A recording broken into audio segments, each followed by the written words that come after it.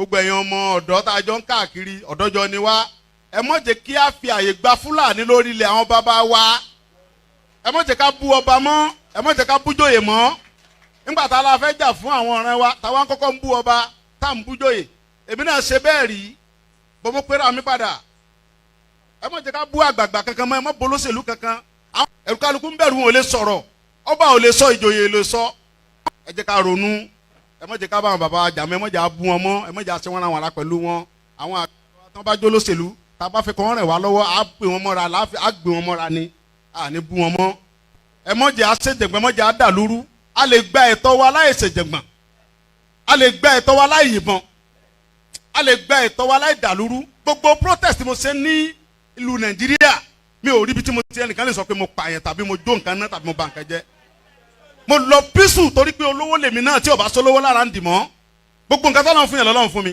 mi ṣe tálákà tó tẹ́ pé mo dìde fún jà Yorùbá big man ni mi àwọn tó jẹ́ ọ̀rẹ́ mi tó súnmọ́ mi tó ní owó ní kí ni mo wá lọ bẹ̀ pé sọ́wọ́ lè mi mò ń fẹ́ ni kí n sọ yìí tí mo fẹ́ mo ní ìsọ̀rọ̀ owó àní ọ̀rọ̀ ìran mi ni mò ń sọ kí n wọ gbowó kí n gbéra kí n pé mò ń lọ ọ̀dọ̀ ọba àgbowó mò ń lọ ọ̀dọ̀ oníbodè òfin gbowó kí n kójó wọlé kọ́kàn mi balẹ̀ kí n dá wa mọ́tò kí n mọ́ rìn bọ̀ kí Fúlàní mọ́ da mi dúró títì kí n délé kí bàbá sọ pé kí n gbé tírélà sùn kí n mọ́ gbé lọ àwọn bàbá wo lè lóko mọ́ wọn ò lè lóńdò ẹ jẹ́ ká fọwọ́sowọ́pọ̀ ká ti àwọn bàbá wa lẹ́yìn ká dá security ti wá lẹ̀ ká sọ fún wọn kí wọ́n bá wa fọwọ́ tì í ká lé wọn kó nu oko wa ẹ ṣé mo dúpẹ́ Jésù Olúwa wa. KOIKIMEDIA, we're bringing the world closer to your doorstep.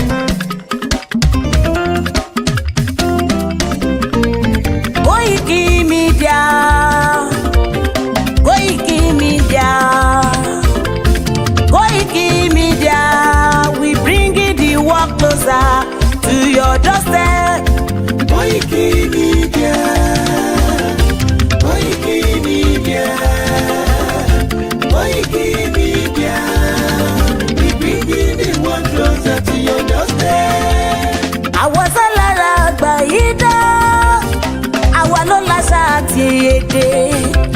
Gbígbédè lárugẹ nílẹ̀ Oòduà o, àwa gangan ni bàbá.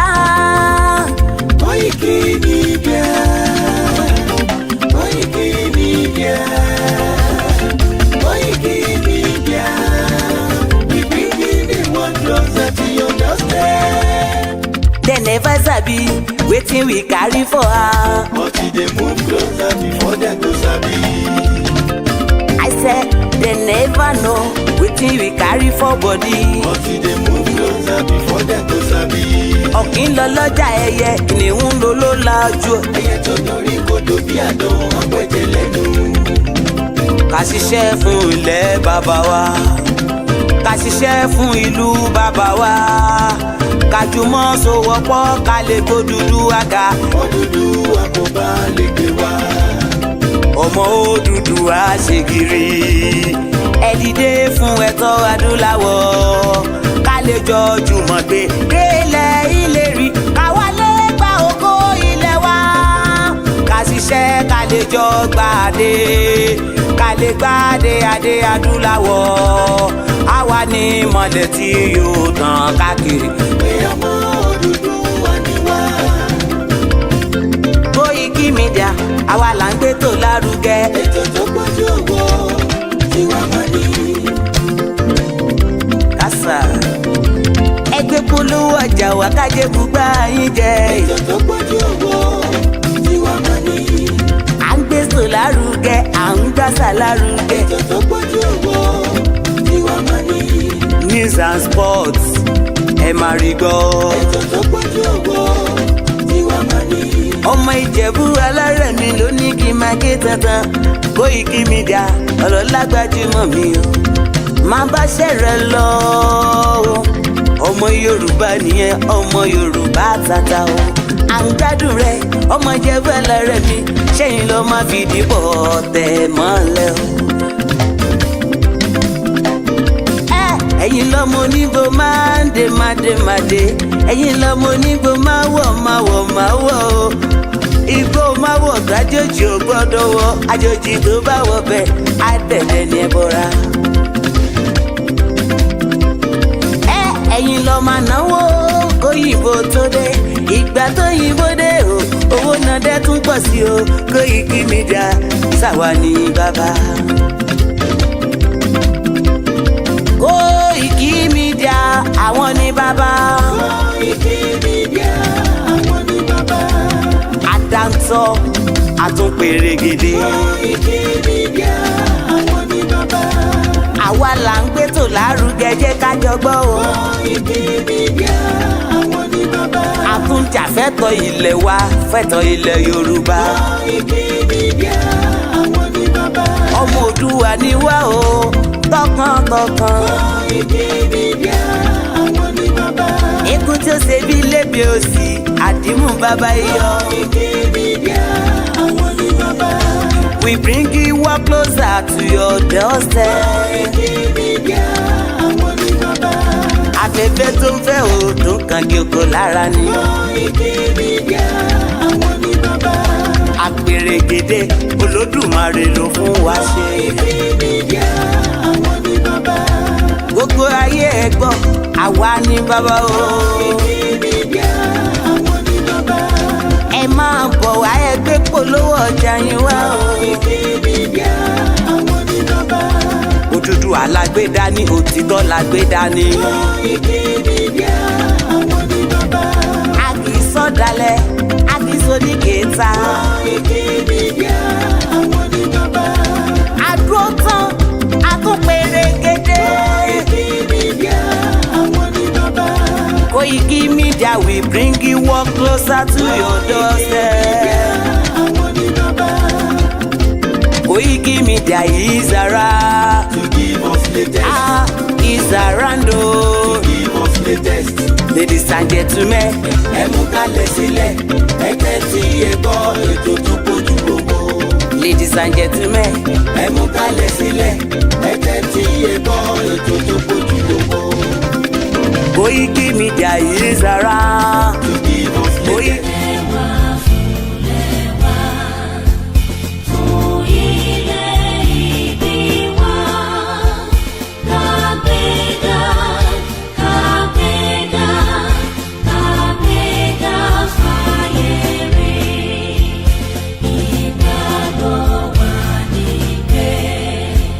Basi beru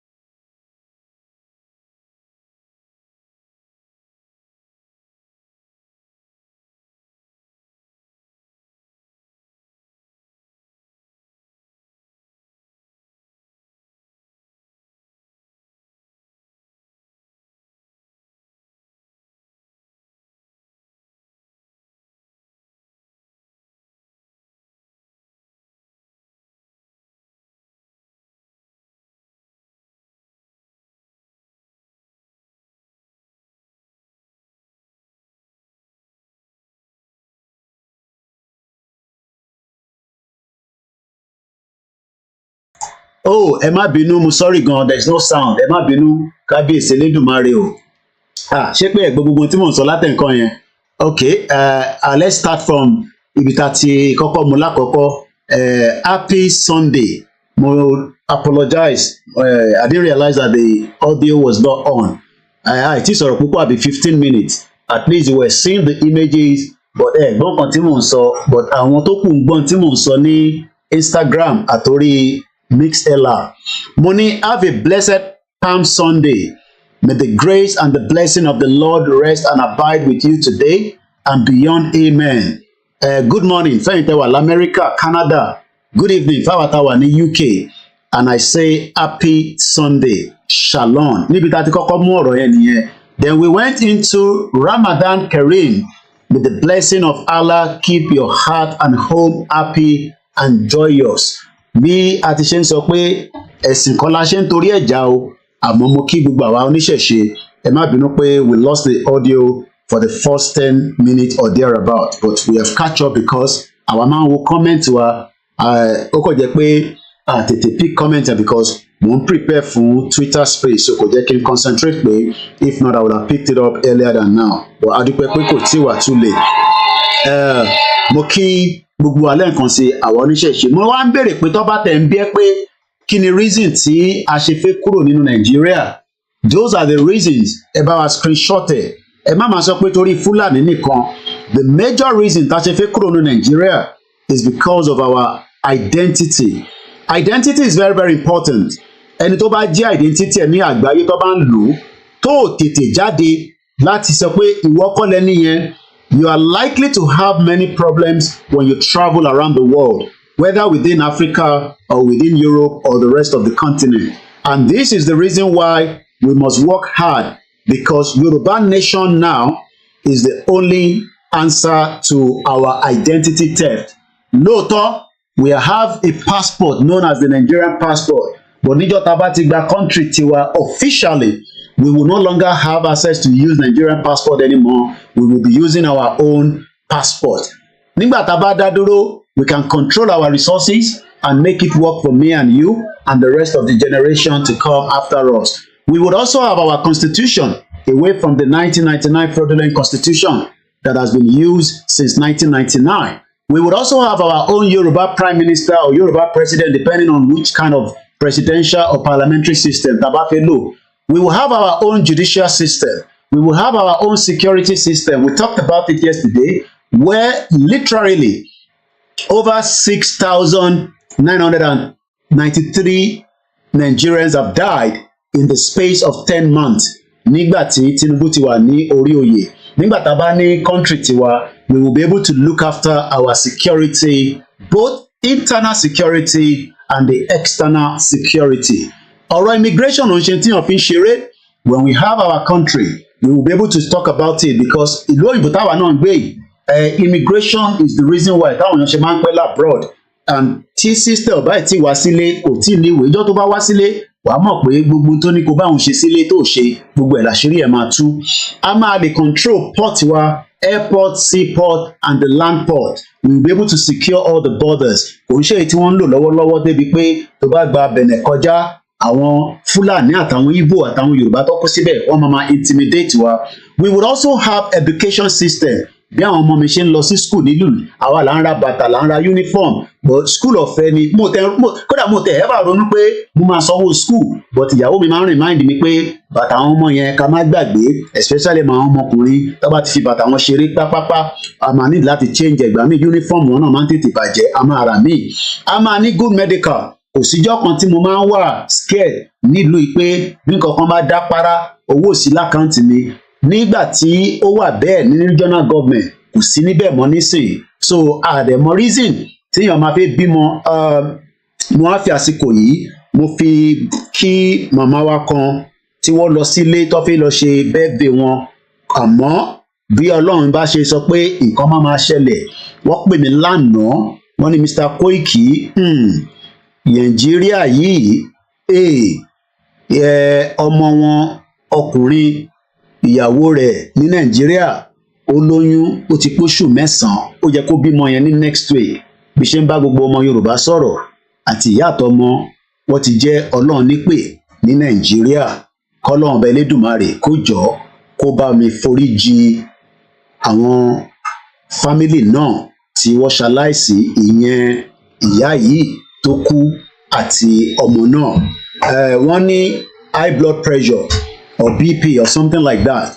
But again, as usual, as we say, it's got to do with the negligence of the medical system tó wà ní Nàìjíríà. Tí kò bá tí kàn ẹ́, it's okay. O lè sọ pé kò kàn ẹ́, no problem. But ọ̀rọ̀ tí mò ń sọ ọ̀rọ̀ àná ni ọmọ wọn ṣaláìsí, ìyàwó ọmọ wọn ó ti bímọ tẹ́lẹ̀ rí, but ó yẹ kó bímọ ní next week. As we know, she's gone. That is Nigeria. Àwọn èèyàn náà kú ní bíbá, but tá bá lọ wo statistics èèyàn tó ń kú ní Nigeria in terms of that, which I think I will have the time to rán mi létí about going to the program. Ẹ jẹ́ kí n check báwọn tó ń gbọ́ mi lórí Mixlr ẹ jọ̀ọ́, because system ti bíbá ni mò ń lò, mo ń lo the other system. Èèyàn mẹ́ta ti wà lórí broadcast. Mo dẹ̀ mọ̀ pé tó bá jẹ́ àwọn tí tèmi wá ti kí mi, ẹ̀yin tẹ́ wà níbẹ̀ ẹ jọ̀ọ́ ẹ kàn bá mi confirm pé ẹ̀ ń gbọ́ mi dáadáa tó tá bá ti wọnú ètò lọ. Mo kí gbogbo ẹ̀yin tí ẹ̀ ń wọlé, kí ọba Elédùmarè bẹ́ẹ̀ ni ìyá wa Bólúwa ti fẹ́ kó bá wa foríjì mọ̀lẹ́bí náà, kó bá mi dúró ti ìyá náà nígbà tó ń lọ́lé. Ó dágbére fún mi nítorí pọ́fẹ́ lọ ṣe birthday wọn lọ́ ṣe lọ sílé, gbogbo ọ̀rọ̀ birthday nísìn ìyẹn ò ní wá sí ìmúṣẹ mọ́ nígbà tí ìṣẹ̀lẹ̀ báyìí ti ṣẹlẹ̀ sí mọ̀lẹ́bí náà. Ibi báyìí ìyá yẹn ń gbé, so mo bá mi I was kí la fi ṣe sí mo kí gbogbo alẹ́ nǹkan sí. Ẹ jẹ́ ká kọ́ appreciate ẹ̀yin tẹ́ tí ń darapọ̀ mọ́ wa kó tó di pa máa gbẹ́nu lé ètò tá a fi sọ.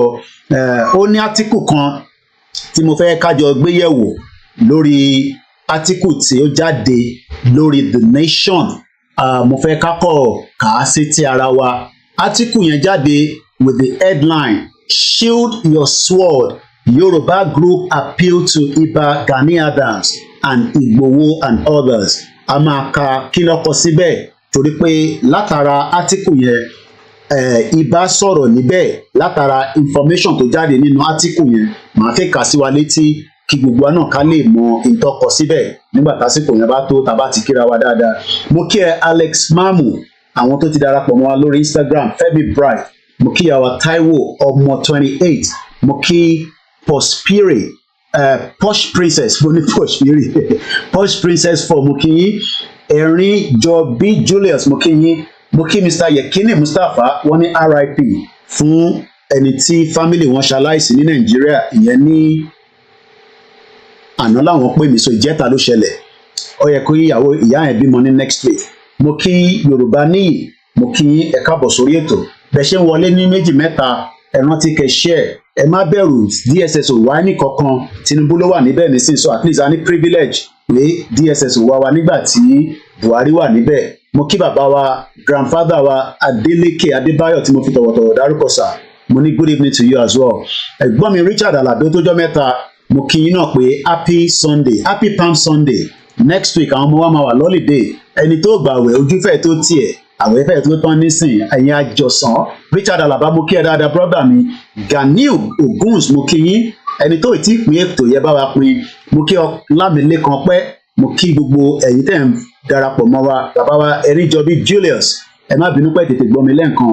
Ẹ jẹ́ ká lọ sórí backup YouTube channel wa, bàbá mi Adéọ̀ṣun Timothy, mo rí ọ́díò yín ọjọ́ bí àtàbárẹ̀ tó bá fún mi ní náírà lénìí, bí èmi náà bá yín sẹ́ndì bó tẹ̀ jẹ́ 10,000, but bí ṣe bá yín sọ̀rọ̀ báyìí èmi náà káwọ́ mi sókè ni. Many of us at home need assistance, but ojú tẹ fi ń wò wá, ojú ẹ̀ náà ni kẹ́sà máa fi wò wá. Kódà mọ̀ sí mi bá mi sẹ́ndì £5 sínú GoFundMe lánàá, ìgbà tí máa jí láàárọ̀ yìí ni mo rí ààrẹ ní nǹkan kan support wa, but ẹ bá wá fẹ́ support pé Koiki, ìwọ náà má máa sọ pé ìyá kan tẹ pè mí lánàá wọ́n mi kan wọ́n ní Koiki a fẹ́ fún ẹ lówó, àárín screen dáadáa, ó yẹ ẹ bá mi sáré screenshot ẹ bá fẹ́ fún mi lówó, òun nìyẹn nísìn àti bá yín redesign ẹ dáadáa, èmi àtàwọn tí mi ti go through account number nìyẹn, but nígbà tí bá ń kí àwọn èèyàn anytime láti copy account yẹn, mò ń bọ̀ wá kí ẹ Bishop Adesina àti yín ti sọ̀rọ̀ kọjá, ẹ jẹ́ àkọ́kọ́ kí àwọn èèyàn. Bàbá mi Adéọ̀ṣun mo kí yín, ọkàn mi wà pẹ̀lú yín, àmọ́ kọ́lọ́run ọba Elédùmarè kó ṣàánú gbogbo wa, kó bò wá láṣìírí tó pọ̀. Yẹmí Fátókè ẹ̀gbọ́n mi, àwọn máa ń fún mi ní náírà, bó ṣe fún mi ní náírà yẹn náà mo ti pín fáwọn ọmọ mi nílé mo lè ti fáwọn mọ̀lẹ́bí tèmi náà àbíyàn ṣáà ní gba náírà kó má fáwọn mọ̀lẹ́bí tiẹ̀ wọ́n níbi tí wọ́n bá ti ń ṣe ló ti ń jẹ àwọn tí mi à ń look after wọn níwọ̀n bá ta lè ṣe ẹ má bínú fún ọ́díò tó jáde láti Ṣakí lẹ́nìí arákùnrin yẹn nídìí mobile phone tó dání àwọn ní representative wa ní Ṣakí àmọ́ fún díkan àbí díkejì mo mọ̀ọ́mọ̀ gbé screen yẹn síbẹ̀ náà ní ẹ̀kẹ́ lè rí pé ibi tẹ́ máa bá wa fowó sí nìyẹn torí kò sí excuse kankan mọ́ Koiki tó ń lọ lórí screen yẹn ti pọ̀ jù kí n rí nǹkan tó ń fi síbẹ̀ bá wa fi àkáǹtì yìí síta ká fẹ́ fún ẹ lówó ìwọ́gbọ̀n wà lẹ̀ pọ̀ gbogbo wà lónìí onídòwó wọn á kí gbogbo ẹ o àwọn media sọ ìyá mi Táíwò Kíkẹ́ mo kí yín kó má dàbí pé owó nìkan mo wá gbà lẹ́nu mo ṣe happy palm Sunday mo ṣe ń kíkí náà ni o mo kí ìyá tó bí mi lọ́mọ mo ti sọ fún wọn pé mò ń bọ̀ ní live látẹ̀ǹkan but mọ̀ ṣẹ́ wa lẹ́ẹ̀kọ̀ọ̀kan àwọn emergency meeting náà máa ń wà gbogbo ẹ̀ náà kó ba lè dá náà ni dáàdì mi Adélékè mo rí thumbs up fún yín èmi náà ṣe thumbs up fún yín Muslimin Nurudeen Adébáyọ̀ mo kí yín àwọn màmá dáadáa àjọ wà nípàdé náà ni wọ́n ní may the dead rest in peace bẹ́ẹ̀ ni àná ni mọ́mì yẹn pè mí àwọn náà bíbá ló ń gbé bọ̀wọ́ lọ́lé ara lílọ́lé náà ni fún ti mọ́mì wa Tolóyè Ìgbòho àwọn ò lọ sí Ìgbòho but wọ́n náwó wọ́n nọ́ra but wọ́n dẹ̀ fi ṣe birthday wọn but as we know ikú ṣe kinní kan Tokyo 778 mo kí ẹ here by Kira good evening and I hope some of you understand Yoruba but we try and speak English Yoruba Nation now mo kí ẹ Mr. Biodun and I believe ìyá mi Jọkẹ́ Bọ́dúnrìn mú kí wọ́n ní RIP kí Ọlọ́run kó ṣàánú wa bẹ́ẹ̀ ni ikú ni the last Mr. Dennis ẹ káàbọ̀ sórí ètò mo kí ọgbà yín tẹ́tí darapọ̀ Mr. Tajudeen wọ́n ní ẹ̀ka lẹ́pẹ́ ẹ̀kú iṣẹ́ Oòduà àgbèwà àròlé Odùduwà oníwàhálà ó ti pè mí oníṣẹ́ mò ń bọ̀ live mo ní mo wà live má máa yọ mí lẹ́nu ẹ̀gbọ́n mi ẹ̀kú làákàyè gbogbo ẹ̀yin tẹ́ ń pè nípa oríṣiríṣi n tó ti lọ ẹ mọ̀ pé lórí platform tiwa àwa máa ń fi focus but yan mí pé gbogbo tí ẹ̀ ń pè wá fún lẹ́yìn nípa audio nǹkan kan kọbẹ̀ Elédùmarè á níyànjú torí pé orúkọ ṣe pàtàkì ó wà very very important but bí bàbá wa Ìgbòho ti ṣe sọ pé à ń tẹ̀síwájú àmọ́ gbogbo wa náà la mọ̀ pé à ń tẹ̀síwájú yẹn public opinion kò ń tètè lọ public opinion ni pé intan béèrè fún àwọn public ní àwọn wà satisfied but again what we can only say is that we will just on this platform and if they waste time wa too much lórí issue yẹn àwa máa move on but ó ní article kan tí mo come across tí màá fẹ́ jẹ́ kí a sáré go through iṣẹ́ tí bàbá Akíntóyè gbélé mi lọ́wọ́ lórí reason tá a ṣe láti lọ ìyẹn mo fẹ́ ká treat again lénìí àti ń treat ẹ̀bọ̀ ó tójọ́ mẹ́ta ẹ má bínú màá máa kí bẹ́ẹ̀ bá ṣe wọlé bàbá mi Olúwatọ́lá Adébánjọ mo kí àwọn Yorùbá World Media Mr. Òjó Ayọ̀délé mo kí brother mi ṣe gan ní ó tójọ́ mẹ́ta bẹ́ẹ̀ bá ṣe ń wọlé tẹ́ bá comment àti tẹ̀lé comment yìí tẹ́ bá comment mo ní mọ̀ pé wà níbẹ̀ so eléyìí la máa treat nípa Nigeria needs now the courage to dissolve so a máa tó lọ láti part 1 a máa kà bí gbàtà àwọn kan tẹ̀ ní Koiki ǹjẹ́ ti kọ lẹ́tà sí Bọ́lá Tinubu I don't have any information on that but mo mọ̀ pé wọ́n náà máa ṣiṣẹ́ yẹn bóyá Tinubu ti wá respond kò tí respond mo kí African Confidential akéde mo kí ẹ̀yin tẹ́tí darapọ̀ mọ́ wa lórí Twitter space náà ẹ jẹ́ n wò bí àwọn èèyàn ti kí mi lórí Mixlr yes Ògúnmọ́lá tó ń jáde dáadáa happy Sunday torí pé alienware yẹn mo fi kò ń tètè connect lórí Mixlr mo mọ why so ẹ jọ ẹ ran platform yìí lọ́wọ́ ẹ fún wa ní owó ká lè fi ṣiṣẹ́ owó ni ìkí Yorùbá mi máa ń lọ báyìí bákan ni so anyway torí time and I want to move swiftly we have about enough time àwọn ọmọ tí prepare for fi lọ sí bed but at least wọ́n bá ti máa fi di bí 8 o'clock wọ́n máa kanlẹ̀kùn pé Mr. Koiki ó yá KOIKIMEDIA àwọn náà fẹ́ lo studio tẹ́yìn náà ń lò yẹn ẹ mọ̀ pé mobile studio ni ẹ bò wá láṣìírí ká lè ṣe dáadáa torí pé media wà very very important. A very good evening, welcome, and let us talk about it. We are not here to fight Bola Tinubu. We are not fighting anybody, but we are here to bring the conscious mind. Bàbá Akíntóyè ò bá Tinubu jà o. Ìyá onítìrì ló fẹ́ ká bá Tinubu jà. Àwọn ò bá Tinubu bá náà à ń ṣiṣẹ́ fún Tinubu. A máa negotiate pẹ̀lú Tinubu. Advantage ló jẹ́, but èmi ò trust ẹ̀. But advantage náà ló sì jẹ́.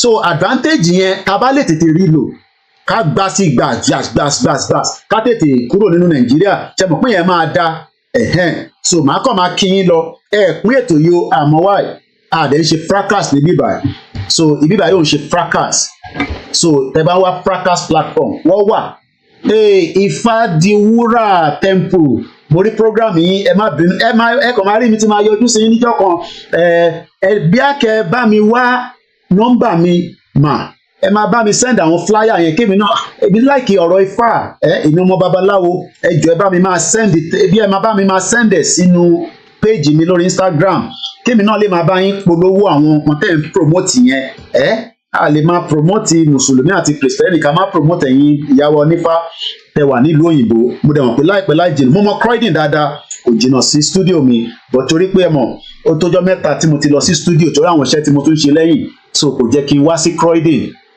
but láìpẹ́ láì jìnnà màá darapọ̀ mọ́ yín mo kí ẹ Ask God Voice of Yoruba àti ìtẹ́ bá sẹ́ndẹ̀ kíní ẹ̀ sí mi èmi náà lè máa fi sẹ́yìn mi bá ṣe ń fi tàwọn kìrìsìtẹ́nì sẹ́yìn báyìí lẹ́tẹ̀ọ́dà tẹ́ bá sẹ́ndẹ̀ sí mi gan nísìn lórí nọ́mbà yẹn òun ló scroll lókè yẹn ẹ bá mi sẹ́ndẹ̀ ká lè máa báyìí náà ẹ̀ẹ́dẹ̀ ní láti sanwó fún wa ọ̀fẹ́ nígbàlà so ẹ jẹ́ ká máa tẹ̀síwájú díẹ̀díẹ̀ ẹ jẹ́ ká kọ́kọ́ sáré mú ọ̀rọ̀ tó jáde nípa átíkù kan tí Ìbà Gani Adams ti fi sọ̀rọ̀ torí pé gbogbo ọ̀rọ̀ tó bá ń sọ náà ó wà important ká lo one or two things nínú ẹ̀ ká kọ̀ fi tó àwọn ọmọ Yorùbá létí nígbà tí àwọn gúrùpù kan pè wọ́n tí wọ́n ń respond lórí ọ́díò kan tó ti jáde tí a rẹ̀ ti ṣàlàyé lé lórí pé àwọn kábíyèsí ti dá sí ọ̀rọ̀ yẹn but public opinion people are still not really satisfied on it but that is not where I'm going this evening. Mo kí Professor Adébánjí Akíntóyè mo kí Ìgbòho mo kí gbogbo ọmọ Yorùbá nílé lóko pé ẹ káàbọ̀ sórí ètò ẹ̀yin tẹ́ ẹ̀ láàwẹ̀ ẹ̀yin lè máa fi nǹkan tọ́pọ̀ àwa tá a láàwẹ̀ ẹ jẹ́ ká túbọ̀ ní sùúrù ìṣínú nípẹ́ wọlé dé mo kí gbogbo ẹ̀yin tẹ́ wà ní Nàìjíríà o Nàìjíríà ìlú tó lé ní good evening Tokyo 778 thank you so much bẹ́ẹ̀ni èmi ni last man standing tó bá ti ń rẹ àwọn tó kù ìgbà yẹn lágbára tèmi máa dìde torí pé ó rẹ odò ni mo kíyàwó Janet Fashakin mo kíyàwó ìyá Jagun mo kí comrade Ṣọlá kò gbọdọ̀ kú mo kí àwọn ẹgbẹ́ Ìfẹ́lódùn mo kí Bishop Adesina dáadáa mo kí gbogbo yín mo wá kámẹ́rà mi láti pọ́pì sínú ẹ̀ ok ibíbà ní wọ́wọ́ ọ̀dà mo lè lò wọ́n náà jẹ́ ǹdọ́ wá báyìí so ẹ tó bá ti ní ẹ need account number màá kọ́ change the screen mi báyìí á lè máa yá ẹ mọ̀ pọ́rọ̀ owó náà mọ̀ Ìjẹ̀bú láìpẹ́ owó mo ti ṣe bẹ́ẹ̀ yẹn so á lè máa easy fún yín kò ní sẹ́ excuse ẹ kọ́ pọ́sì tv yín ni ẹ bá ń pọ́ síta ẹ ṣe gan ni mo kí àwa Veronica Bamidele happy Sunday and I'm looking forward to the Easter and everything as well next week làwọn ọmọ wa máa gba holiday ìgbà yẹn ìnáwó máa ń pọ̀ rẹpẹtẹ so let's move swiftly if you can still hear me hello ṣé ẹ ṣe ń gbọ́ mi ṣá okay yeah because ó look like we might be mute lẹ́ǹkan ni we are good to go Mr. Ajayi Noah so I'll be shouting your names along the line so ẹ ká fi kíkì ẹ Charles Akande Túnwàṣe shout out to everyone Mr. Olúwatọ́lá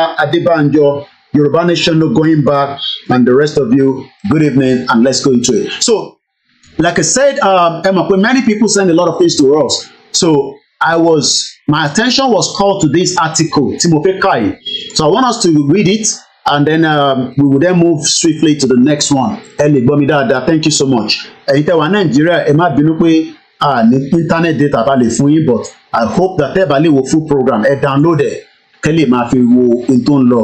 Shield your sword. Yoruba group appeal to Ìbà Gani Adams and Igboho and others. This is coming from an article that came into my limelight only yesterday, but in 24. So I believe this article was written yesterday by Yinka Adeniran in Ibadan. Many things have been said about Igboho and Ìbà Gani Adams. So I just want to see and read what they say. And I have read it rather, but I just want us to read it together.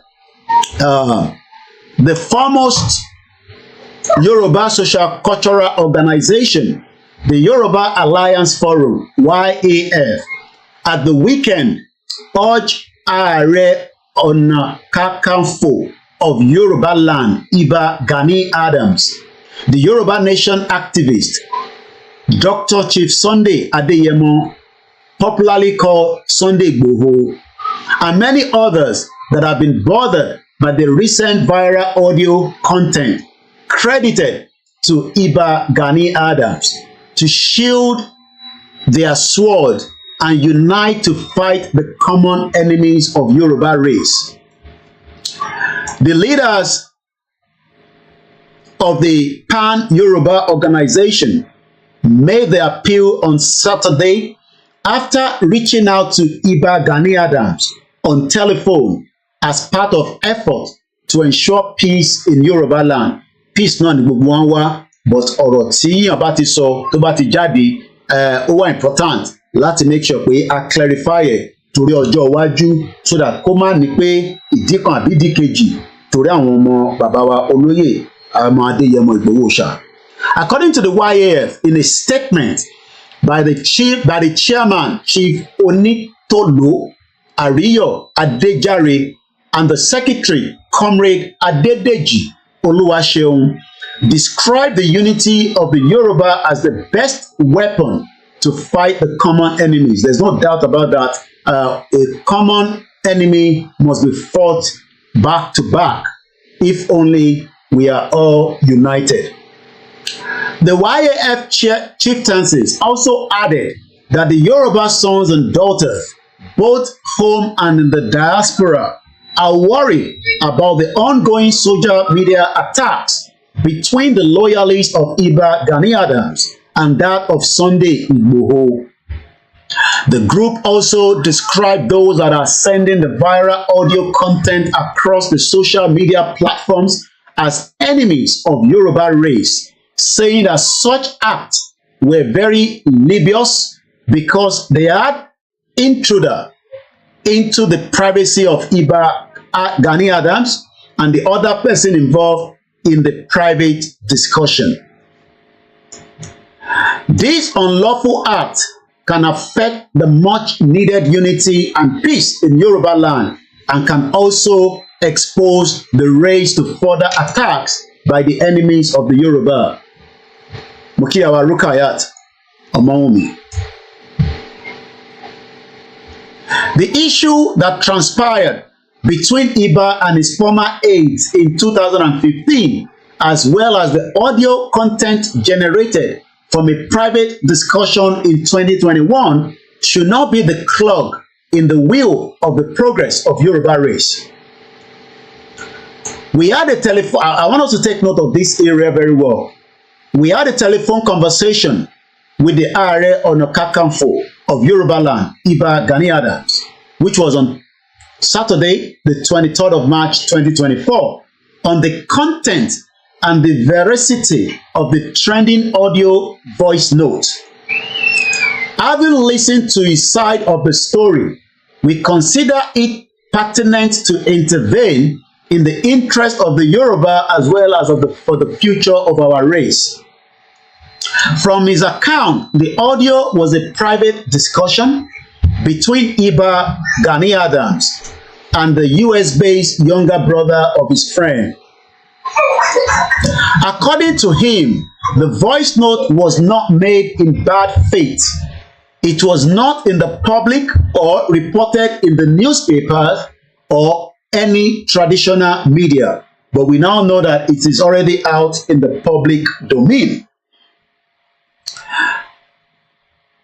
It was not in the public or reported in the newspaper or any traditional media. All the content of that audio were product of a private discussion, and the responses given in reaction to the need for all the groups in Yoruba land to unite and come together as one in order to fight the common enemies of our race. Iba also described as unconfirmed information alleging the link Igboho to the death of the former Minister of Justice, the late Chief Bola Ige.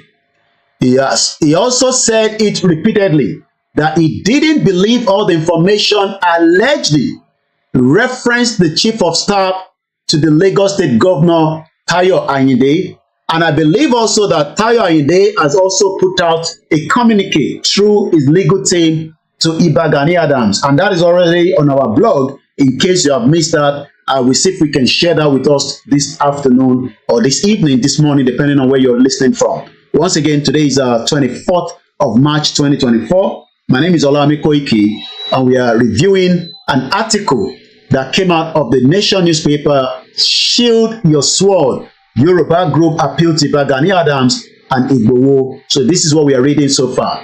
Though the Ooni of Ife, Ọ̀jájá II, Ọba Adéyẹyè Ògúnwùsì, adẹ̀kí kábíyèsí fún àwọn olórí tí wọ́n ṣẹ̀ bímọ kí ọba Elédùmarè kó bá wa wo àwọn ìbejì náà.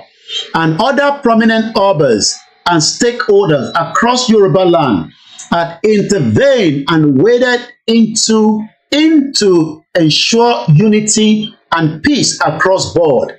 It must be stated also that the leadership of the Yoruba Alliance Forum, YAF, will continue to foster peace, part of which was the audience we had with Iba Gani Adams today through a telephone conversation. So far, CSI hasn't told me whether they've reached out to him as well, but if they have, I will be informed and we will know what will be transpired.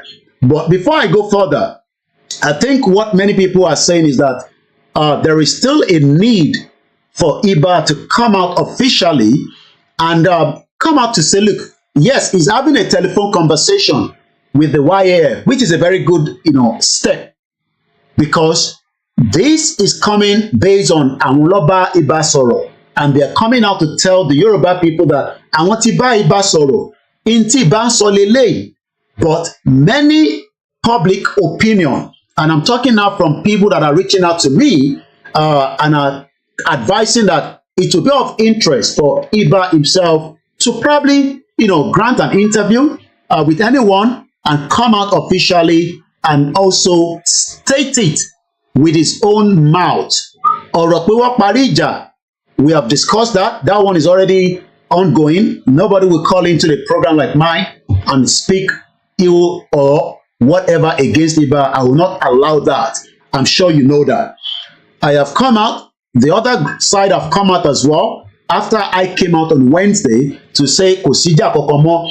But for the future reference, for the future purpose of what has transpired between that audio is why people are saying it will be in the best interest.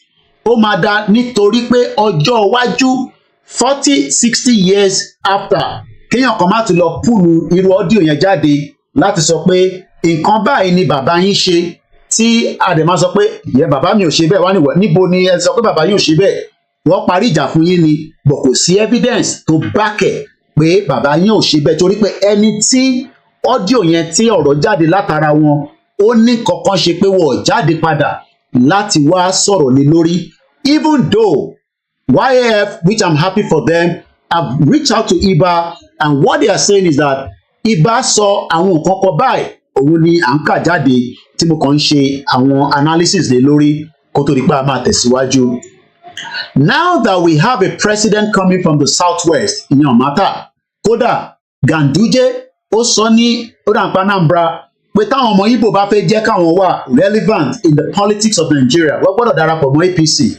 I don't know how that is going to happen because àwọn ọmọ Igbo náà wọ́n ṣe mọ́ but àwọn kan ní wọ́n ṣì náà fi ṣe Nigeria torí pé wọ́n fẹ́ kí Peter Obi di president Nigeria. Mo kí àwọn backup team mi, mo kí àwọn family mi tó ń dúró tì mí, mo dẹ̀ kí gbogbo ọmọ Yorùbá nílé lóko. Now that we have a president coming from the southwest and a Yoruba son, we must also be conscious of the fact that many would not be happy with this. That is why all the stakeholders as well as our freedom fighters in Yoruba land must come together as one big family to ensure peace and unity in Yoruba land. There's nothing wrong and very good to have peace and unity. But what we have to be considerate now, to consider is that a huge allegation like that would still pop up in another 40, 60, 50 years, or even in the future when history will be rewritten or rewriting or rewrote, because ó wà important pé kí issue yìí kí ó die down completely. But reading tó ṣe ń di pé ó ṣì ń lọ lórí social media and tí àwọn YAF náà fi tètè dá sí ni pé kí wọ́n lè dá gbogbo wàhálà yẹn dúró. Àwọn náà ti pe Ìbà níjọ́ Saturday eléyìí tàná yìí which is 23rd. Èyí tí Ìbà sọ fún wọn ni wọ́n sọ síta tèmi náà ń kà. I am not adding to it, I am not removing to it, but I am just saying that from the public opinion, àwọn tó ń pè wá lẹ́yìn, àwọn tí wọ́n recite pé Mr. Koiki, I agree fún yín pé àwọn bá ti bá yín parí ìjà, èmi kọ́ ni mò ń jà lóòótọ́, but boss mi ló ní wọ́n fi ẹ̀sùn kàn. And it is important that this issue is resolved as swiftly as possible, but the only person tó lè resolve it, tó lè wà amicably, òun ni pé kí bàbá wa Ìbà Gani Adams, the Ààrẹ Ọ̀nà Kakanfò, kí wọ́n jáde láti sọ̀rọ̀ lé lórí so that everybody will then have a peace and the unity and we can move swiftly because the enemies are not stopping. And that is why on our platform, ẹ rí pé àwọn jókòó lé nǹkan kan lọ títí tí kò bá ń ṣe pátíkù ìjáde ni. I don't have to say anything on it, but at the appropriate time, I can talk about it because kò ń ṣe pé wọn ní kí n má sọ̀rọ̀ lé lórí, but there are some things that I would not be able to say and there are some things I can say. But the public opinion is that kí Ìbà fúnra wọn kó jáde, and I don't think that is too much. And again, as somebody said, that leak tape was unfortunate in its entirety. So again, it's not the first time. People are always looking for something to leak. People are looking for information to bring out, and when they get hold of it, they can take advantage of it. Kódà ẹ rí pé ọmọọba Kate ìyẹn tó jáde pé òun ní cancer. Information tèmi gbọ́, I don't know how true is it, is that somebody has got hold of a medical record and they were ready to let it out to the public domain. So they have no other option than to tell her to come out. Ẹ rí pé òun jáde, àdé play video yẹn ìyẹn Kate. Ìtò lè mú kó jáde láti sọ pé òun ní cancer. Á jẹ́ pé kó lè dose of tension tó wà níta already pé níbo ni Kate wà láti January láti rí gbẹ̀yìn. A máa sọ̀rọ̀ lórí. So mo kàn link ẹ̀ mọ́ kódà ìgbà tí irú àwọn tọ̀dọ̀ tiwa ní sí Tinubu ọ̀sán tó ń ṣe òun, ọba ìlú yìí sọ pé òun ní cancer.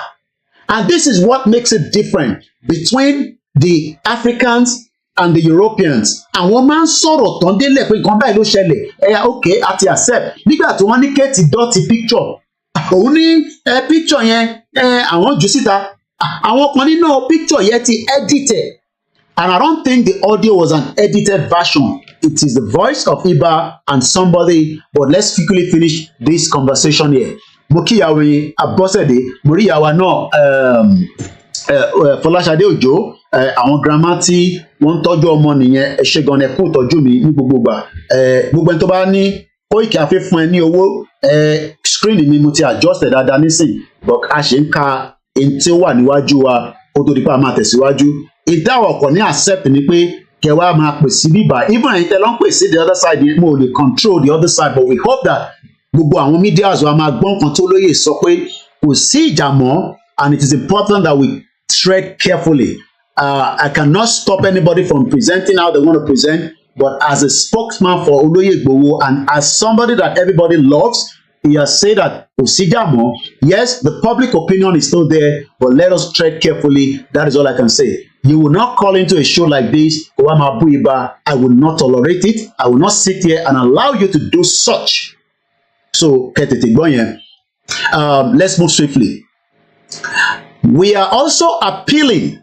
So, I'm really not appeal to all the social media bloggers. Moki Yami Comfort Ologunja. When Ìbà Gani Adams must come out to clear the ground or apologize by himself because that was his voice. Oh yes, there's no doubt about it. That was his voice. But again, this is a public opinion now. It must come out. Moki Awabose de Lenkonse, Mr. Essay, thank you so much. So keep the comment coming. Make me pick comment, but I will not pick it and I'm not going to read it out here. So you must understand that. But Moki Easy Lenkonse, yes. Koiki, Ìbà Gani Adams must come out and clear the air. It's a big allegation, and also, as Bishop Adesina say, then Ìbà Gani Adams should face the court of law and denounce his statement there. Well, if he comes out, I don't think he needs to go to the court of law. But again, these are public opinion. Mr. Ajayi sọ pé, please, oh my fellow Yoruba, let's promote peace among each other, which again is what we are doing here. We are not doing anything more than, and I'm not going to sit on this for the rest of the program. I haven't got the time for that.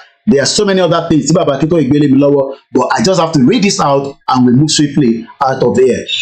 We are appealing to all the social media bloggers and the loyalists of Iba Gani Adams and also the loyalists of Dr. Chief Sunday Igboho. I don't know why they don't respect that name. To stop any attempt that can cause division in Yoruba land.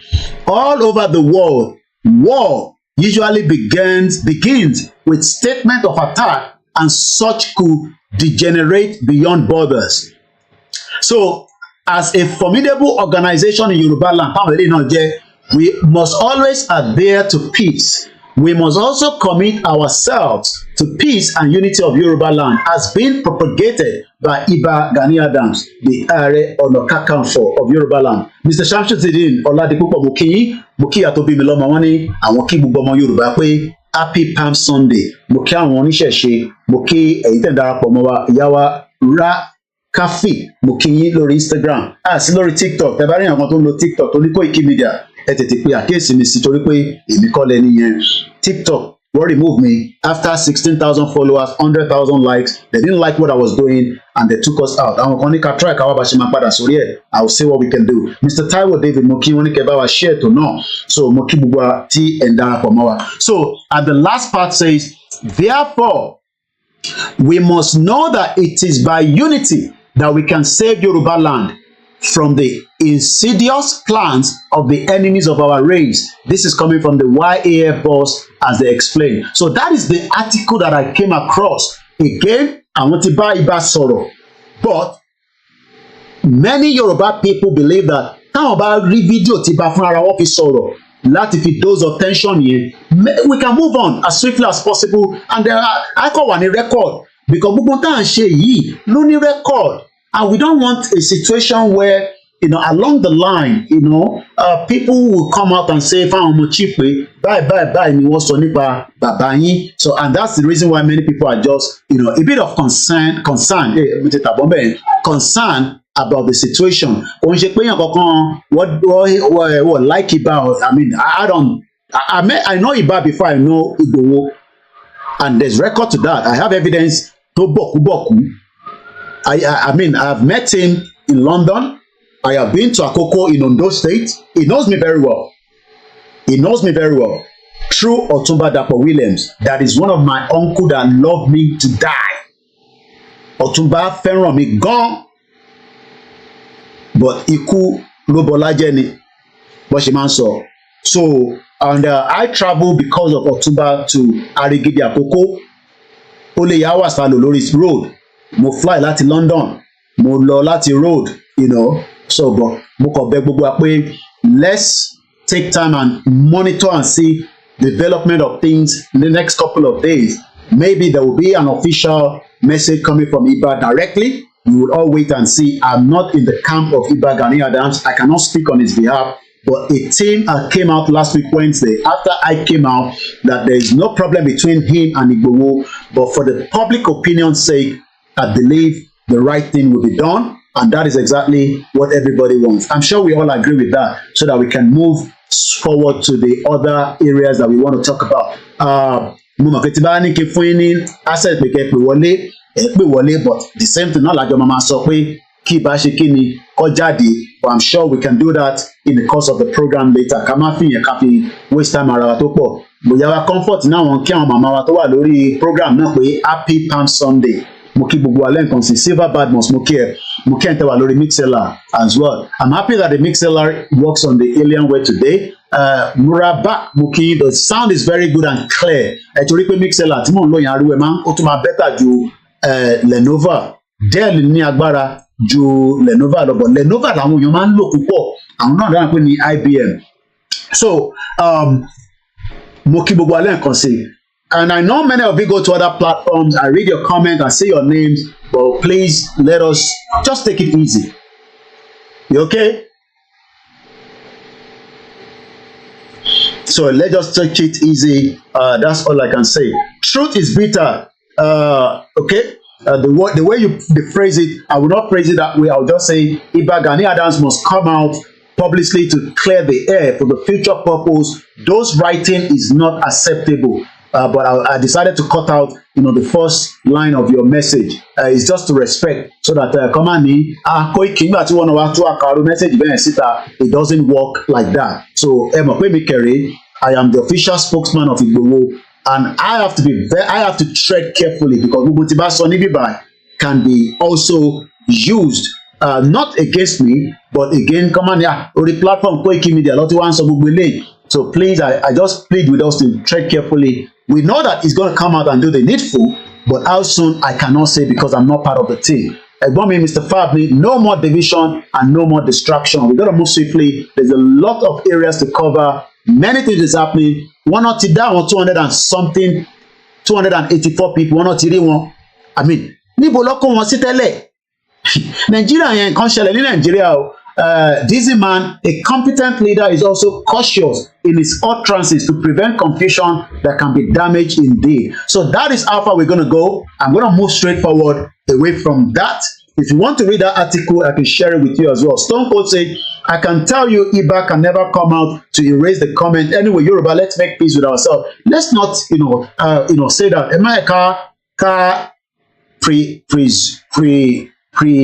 Preempt.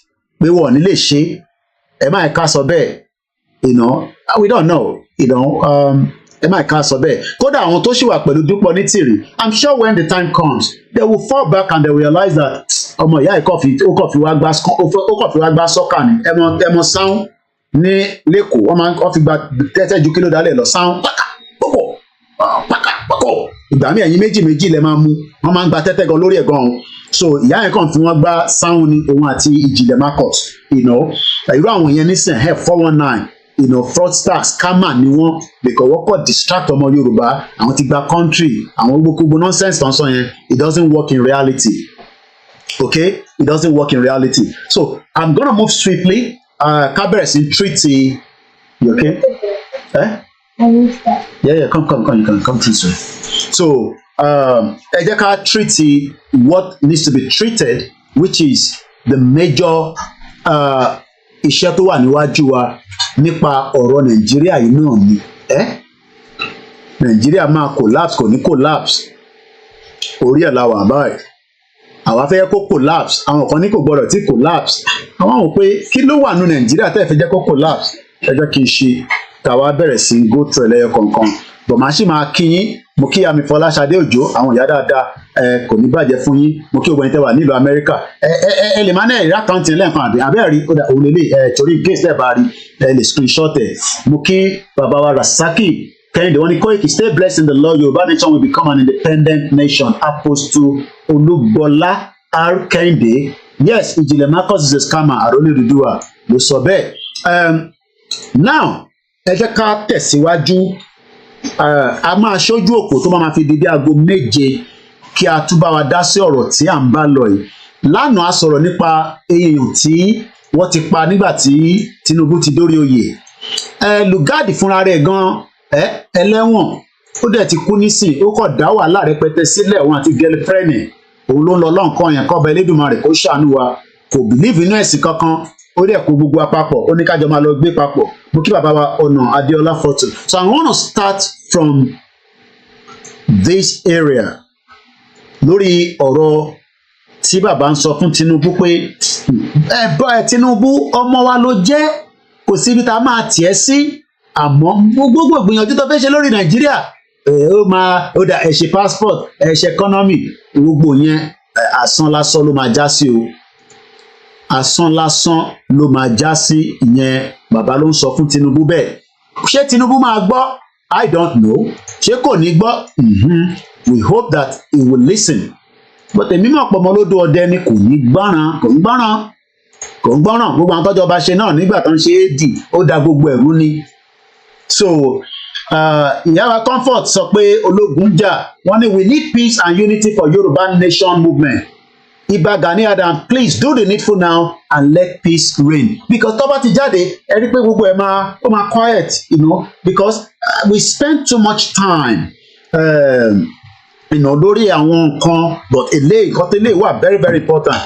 Mo kí ẹ̀yin tẹ́ wà lórí Twitter space.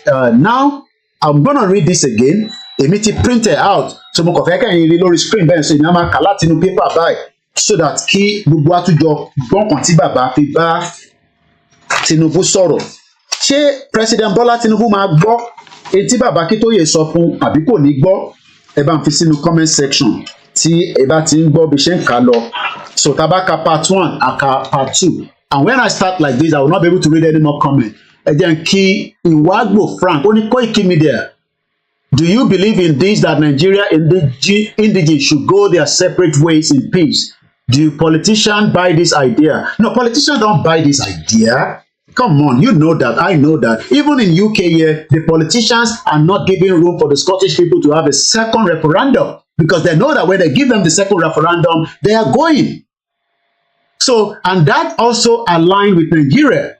The Igbo politicians are enjoying Nigeria. The Yoruba politicians are enjoying Nigeria. The Hausa politicians are enjoying Nigeria. So if you are saying that, do I believe that the indigenous people should go their separate ways? Yeah, so why am I sitting here? I believe that we should go our separate ways, even if I don't know before. For the fact that I know in the last 3 years, it is the right for the Yoruba people to go their separate ways. The Igbo go their separate ways because we were never one. We can never be one. And self-determination is not a crime. So I believe that we should go our separate ways. There's no point trying to fix Nigeria. You cannot fix Nigeria. There's no amount of effort that can fix Nigeria. Tokyo 77 says, I know that Nigerian government pays ransom for the release, but they pay for their release. Well, I don't. Where did they keep the 284 people? That's my question. They will be feeding them. They will be going to toilet. They'll be having their bath. They'll be eating. I'm talking about 200 and something people. Even to feed 3 people is not going to be easy in this house. So again, all things goes in Nigeria. I don't think they were kidnapped. I thought they were just kept somewhere so that they can get ransom from the federal government. So let's go straight and then move forward. I will not be reading comments for the next 30 minutes. And Nigeria needs now the courage to dissolve peacefully. Part 1. An independent in 1960. Nigeria was truly the economic giant and the hope of Africa. Nigeria was 25% of the population of Black Africa. One of the regions of the Nigerian Federation, the Western region, had the most intensely educated population in Africa. And Nigeria therefore had the largest and most solid class of educated professionals in Africa.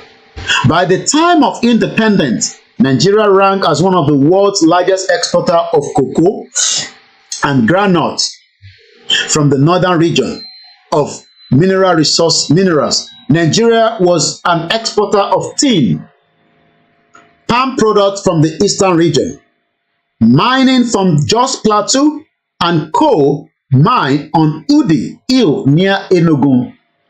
Every region of Nigeria had a rich deposit of minerals. The western region had the second largest deposit of bitumen in the world, earning phenomenal revenues that made Nigeria one of the world's richest country, or as we speak today, the poorest country in the world. Altogether, Nigerians seem to be heading to success, wealth, prosperity, and power. As I speak to us today, there is no more success in Nigeria. It has gone into pain. There is no more wealth in Nigeria. Many Nigerians can no longer see the wealth. There is no longer prosperity. Nítorí pé we were told prosperity, but nobody found the prosperity again.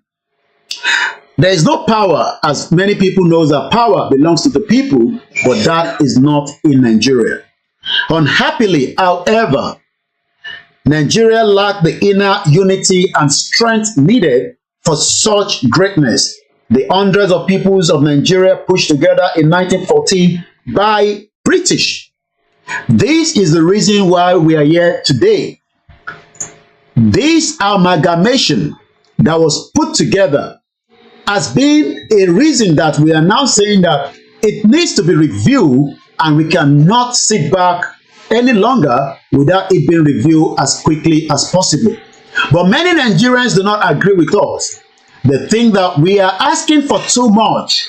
Since Lugard has merged Nigeria together, we should stick to one Nigeria, build the Nigeria economy, even though Nigeria, according to the headline yesterday, stated clearly that Nigeria is now in a debt of almost 97 trillion naira. So if you look up on the screen to your right hand side, ẹ má wo bèbí tí ó nígbàyà yẹn, ẹ má kí yẹn distract wa. Federal government fresh borrowing drive up Nigeria's public debt to almost 97.3 trillion naira. But today, many Nigerians are not yet convinced that Nigeria needs to be dissolved. Why? That I don't know. But what we know is that many Nigerians are still in the loop, are still thinking that the Nigeria of today will not work, but when the youth take over, they will have a better Nigeria. But that is not going to happen, and that is just an illusion. And it's good to think that Nigeria is going to work, but in the long run, it is not designed to work. So, ẹ bá mi fi sínú comment section. Number one, do we still have success within the Yoruba land? Do we still have wealth? Do we still have prosperity and power? Put it out there and let's read some of your comments. Muki Mr. SA, to go our separate ways is the only option. Please, my Yoruba people. Ojú Alọ́pẹ́ Sunday ní Yoruba nation is the only solution. Why Arole Oduduwa sọ pé Tinubu jí má sùn, oorun tó wà lójú ẹ̀ yóò ti pọ̀ jù. Ìyàwó Comfort Ológunjà ní Tinubu knows that Nigeria has expired. I believe that it will reason. It is a matter of time. But also time is something that we cannot sit back for. We hope that that time will not be too late when things would have gone apart in different ramifications. Let's move swiftly.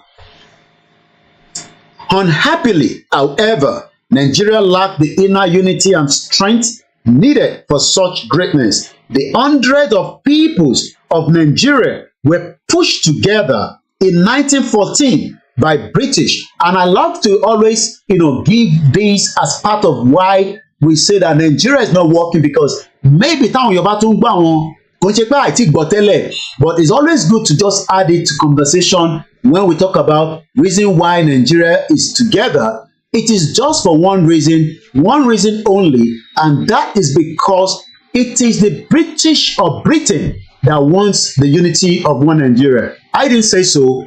Jonathan Goodluck Ebele, the former president of the Federal Republic of Nigeria, said this. I don't know why many of our politicians are not looking into this and allow Nigeria to dissolve. Mr. Oluwatola Adebanjoni, the only solution now is Yoruba nation. How we had this conversation about the unity of Nigeria. And I reflect back at some of the prominent statements made by some of our founding leaders.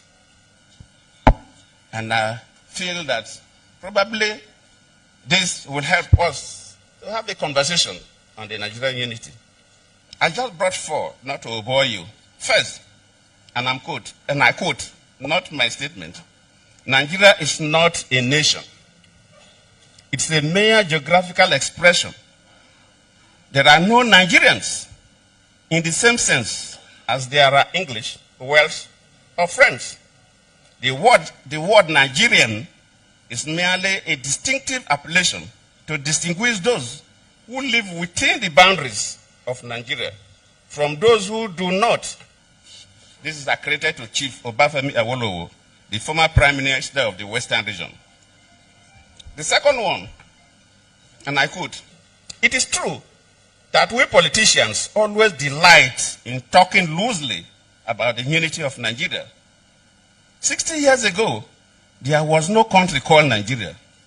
What is now Nigeria consisted of several large and small communities, all of which were different in their outlooks and beliefs.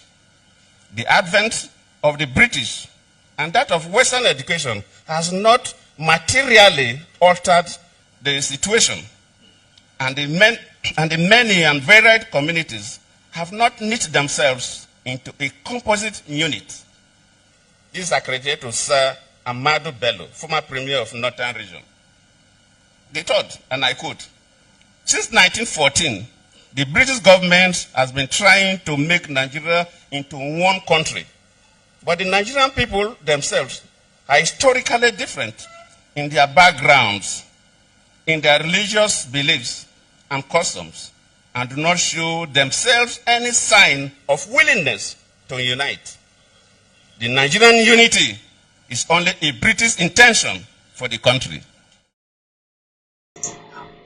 Mo kí sister mi Arewa Akinkanju, a beautiful one there. Thank you so much for always being with us. We appreciate you this evening again, for trying to spend this evening with us on a Sunday. Akéde mo kí and Rogbu. Mo kí bàbá wa Adeleke wọ́n ní bẹ́ẹ̀ ni owó ni kẹ̀kẹ́ ìyìnrere. Grandma Awoniyi ni nothing is working in Yoruba land. All the wealth has been destroyed. Maybe àwọn nìkan ni wọ́n ní problem pẹ̀lú wealth ní Nigeria. Maybe gbogbo àwọn Yorùbá tó kù, we are seeing wealth, and that's why nobody has put a comment out there. Stone Cold has a question, because you're all watching on different platforms and streaming on different and multiple channels. And the question was, can I ask you a question? Number one, is it true that President Bola Tinubu gave the bandits money to release 280 students? Number two, do you believe Hausa Fulani will let Yoruba to go peacefully? Number three, is there any way we can do it without fight to get our freedom? All right, let me help you with the little of my understanding. I don't have any intel or intelligence that Tinubu paid the terrorists. I don't call them bandits, it's a terrorist, to release 280 students. But with the evidence base of what Nigeria has always been, we can say that money was changed and money has changed hands for those 200. Because why do you keep 280 people for one day? People that go to school, they are meant to go back to their family to look after, and there's a certain group of people took them for 1 day, 2 days, and all of a sudden they appear and everybody say, oh, we have got them released. And I saw the British High Commissioner, Dr. Montgomery, excited. Something is not right. Something smells. So personally for me, I believe that money was paid, or there was another agenda to distract us, because Cherry, Nigeria is about a kind of a country that distracted from the real problem. And that is how the world works. The world is an evil place. So when you hear back somewhere, just go and sit back and monitor another area, because the bass you are hearing there is making an impact in another place. It's always a distraction. And that is what they've done. And that is why I want not go to distracted. Yes, Iba, Igbowo, we don't have to be distracted, because we still have to keep our eyes on the ball. Because the moment you lose your eyes from the ball, you'll be distracted. And that is why we have to remain focused. Because we saw how Duponitiri came. I mean, how can she say, I've got a country? Oh, I have got a country. Really? And that made a lot of distraction. I see some of our team doing Facebook program, and I just laugh, because they don't have the understanding. So the other question you ask is, do you believe that Hausa Fulani will let Yoruba people go peacefully? No. I have said it clearly. My mom is listening to me. My wife are listening to me. I believe we are going to fight to get ourselves out of Nigeria. But that does not mean that we will not try our luck for negotiation and a peaceful dissolution. And this is the reason why we are reading this again. Because Babakitoye is giving Tinubu more option. The option of Yugoslavia that became blood of rivers. Babakitoye sọ ní èdè Yorùbá tí màá sọ pé wọ́n para wọn jà ẹ̀mí fẹ́ bọ́. Eventually, Slobodan Milosevic, that doesn't want Yugoslavia to break, end up dying. Yugoslavia still end up breaking up, and many people go their separate ways. And if you don't know, I can show you, I think I have a map of those countries that eventually left, what is known as Yugoslavia. And that was a bloody one. Do we need that? We don't need that. We can literally have Nigeria dissolve without a war. We don't love the Igbos. I have said it, but they want to go. Let them go. They don't like us. Go on Twitter and see how we are fighting each other. That doesn't mean that I like all the indigenous people or the ethnic people that live in this country, but I have no choice. I have decided to live here. I must respect the laws of this country. So, anything was screening anything. And those of you that are not watching the screen, what I've got on my screen right now is how Yugoslavia became many countries in the 1989 till 1990. So you want Yoruba to sọ fún mi pé Nigeria cannot break. It will break either through a blood or a peaceful one, which is the Soviet Union. And that is to answer your question, Stone Cold Peter, that says, do you believe that Hausa Fulani will let Yoruba people to go peacefully? Nobody gives you anything peace. So when you look at the former Yugoslavia, Slovenia left in 1991, Macedonia left in 1991, Central Serbia left in 2006, Kosovo left in 2008, Montenegro left in 2006, Croatia left in 1991, Bosnia and Herzegovina left in 1992, but it led to a lot of blood. Ẹ̀jẹ̀ ta sílẹ̀. So the last question is there any way we can do it without a fight? That is how Tinubu will have to do it for people that believe that Tinubu can bring something different. Tokyo 778 say the only way is Yoruba nation, the only futureless people will accept one Nigeria. So I believe I've answered your question, and we're going to move swiftly because of the time. And I can also link this with this next audio or video, which is coming from a lawyer that says that, look, okay, we want to be one. Hello? I think it's downstairs. It might be Let's listen to this, and I'm going to make my mind. This is what Agbakoba said. If we're going to be one, how? Let's watch this. Keep your eyes on the screen. This Yugoslavia that break up led to many countries came out of it. Some of them are strong today. Some of them are not strong. It doesn't matter. And every one of them controls their country now. This is what we are asking for. I don't want to be in the same country with the Igbo people that are doing drugs. The Igbo people don't want to be with me because I am doing fraud. You can see that. But when we have a country, I can go and do fraud in Biafra nation and their law will deal with me. And they can come and do drugs in our Yoruba nation, our law will deal with them. That does not mean that we are not going to live together, but we will live on the terms and conditions of how we want it to be. So let's watch this video coming on the screen now. President Tinubu needs to put his best foot forward to govern the country. If he does that, in 4 years, he can turn things around. But there are certain critical things he would need to do. The first thing is to say, what's the constitution? If, for instance, me and my wife Lillian don't agree in our marriage of 45 years, then we can't do anything. So the first thing that President Tinubu would need to do is to ensure that Nigerians all agree to be one country. You recall that Bolaige asked those two questions. Do we want to be one? It's not by force. If we want to be one, how? We haven't answered those questions, which is why I told President Akpabio of the Senate that it has taken 23 years to solve the problem of the Constitution. And I urged him, in conjunction with President Tinubu, to resolve the Nigerian constitutional question now by inviting the owners of Nigeria.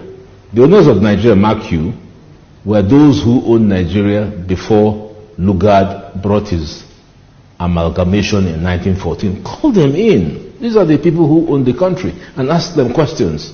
What do you want to see of the Constitution? Because without a Constitution, we're going nowhere. And no one will doubt the fact that the Constitution bequeathed by the military in 1999 is unsatisfactory. You can't build anything out of a weak foundation. The economic development policy of President Tinubu, the political development policy of President Tinubu, and everything else he wants to do rests on a very solid foundation. So let him immediately resolve that. How can we spend 23 years looking for a foundation for building a house? Does that make sense to anybody? So that's my number one issue. We need to resolve this issue of, do we want to be one? And mark you, the flip side of the question is that we mustn't be one, because Yugoslavia, which was 6 countries under Marshal Tito, when he died, decided to break apart. And today, a lot of them are very strong countries: Macedonia, Croatia, Slovenia, Slovakia. They're all doing well. So there is no sacrosanctity about Nigeria being one country. There's none. I personally would wish for Nigeria to be one country, but we must agree. Now that is the problem. Because we have not agreed, And because the National Assembly has appropriated to itself the all-knowing wisdom of giving us a constitution, that is the weakness. So that's it. We have problems in the land. And the problems, I want to say this, I might be off the cuff, is because of our constitution. How so? Nigeria is not operating any constitution known to honesty, entrenched in group faith, brought about by unanimity of the people, acceptable to federalism. And again, that is also, we also have that problem in the judiciary because of the Nigerian situation. We have a unitary system. That's what we run. Hydra-headed. Don't let us pretend. And I've said it over and over. And I'll continue to say it. And that's unitarism. Has also crept into the judiciary. Today, the entire Nigerian judiciary is unitarized. The Supreme Court is federal. Federal Court of Appeal, the Court of Appeal is federal. Federal High Court is federal. FCT is federal. National Industrial Court is federal. Customary Court of Appeal of the Federal High Court is federal. Sharia Court of Appeal of the Federal High Court is federal. All jurisdictions. That the Kayode Echos of this world, that the Oputas of this world, that the Bellows of this world, when they were in their respective high courts, exercised, making the law to be profound, succulent, rich, exciting, they are now vested in the different federal high court or federal courts. We're talking of how to reform the system. There is no justification in a state, in a nation like Nigeria, purporting to practice federalism, where even the Supreme Court should be overburdened with unnecessary jurisdiction in respect of land matters from Yoruba land, respect of divorce, respect of family matters, chieftaincy matters. How do they know? I don't want us to be deceiving ourselves. Assuming I'm even appointed to the Supreme Court today, I'm above the age, but assuming, and I'm sitting there, and you bring a matter on appeal in respect of Kanuri native law and custom. And do you know that it's because of land that led to the 16 soldiers that died? It's got to do with land in the Delta State. So I'm going to move swiftly. We've listened to this before, so I'm just going to move swiftly. We'll come back to that later. Babawa Timothy, ẹni kí n bá yín túmọ̀ nǹkan lédè Yorùbá, ẹ jọ̀ọ́ mo mọ̀ tí mo kà ẹni kí n bá yín túmọ̀ lédè Yorùbá. Let me read some of the comment quickly before I move forward. Ìyàwó Veronica ni Nigeria must break whether Hausa Fulani like it or not, and definitely we don't have to wait for Hausa Fulani to tell us to break up away from Nigeria. Àwa la máa gbé ìgbésẹ̀ tó fi máa break. What are the ìgbésẹ̀? By preparing our people that we have to go. Self-determination is an inalienable right. We have to come out and ask questions. But many people don't want to do that. So it is either a peaceful one, Muke brother, I mean, TSG Nigeria that also lost a friend in Nigeria. Kolon Beledumare Kuba Foriji, brother ti Okuni Odotino. So I need the Hausa Fulani kó sọ fún wa, but I need àwọn politicians wa kó accept pé ká lọ. And this is why Baba Akintoye is writing again to President Bola Tinubu through these messages that you can do the needful. Allow Nigeria to go their separate ways, Nigerians to go their separate ways. But politicians do not want to do such. Àwa la máa kó pressure bá wọn. Whether the pressure is through a massive mobilization, whether it is through, not accepting that we have to continue to vote, because we told our people not to vote, but àtẹnujẹ pé President Bola Tinubu ló lè ṣe, àwọn èèyàn wá sọ pé àwọn máa vote, àwọn bá wa gan accept pé kí Tinubu, kódà àwọn kan sọ pé Baba Akintoye náà sọ pé kó lọ vote from some people. But the question is not about voting system.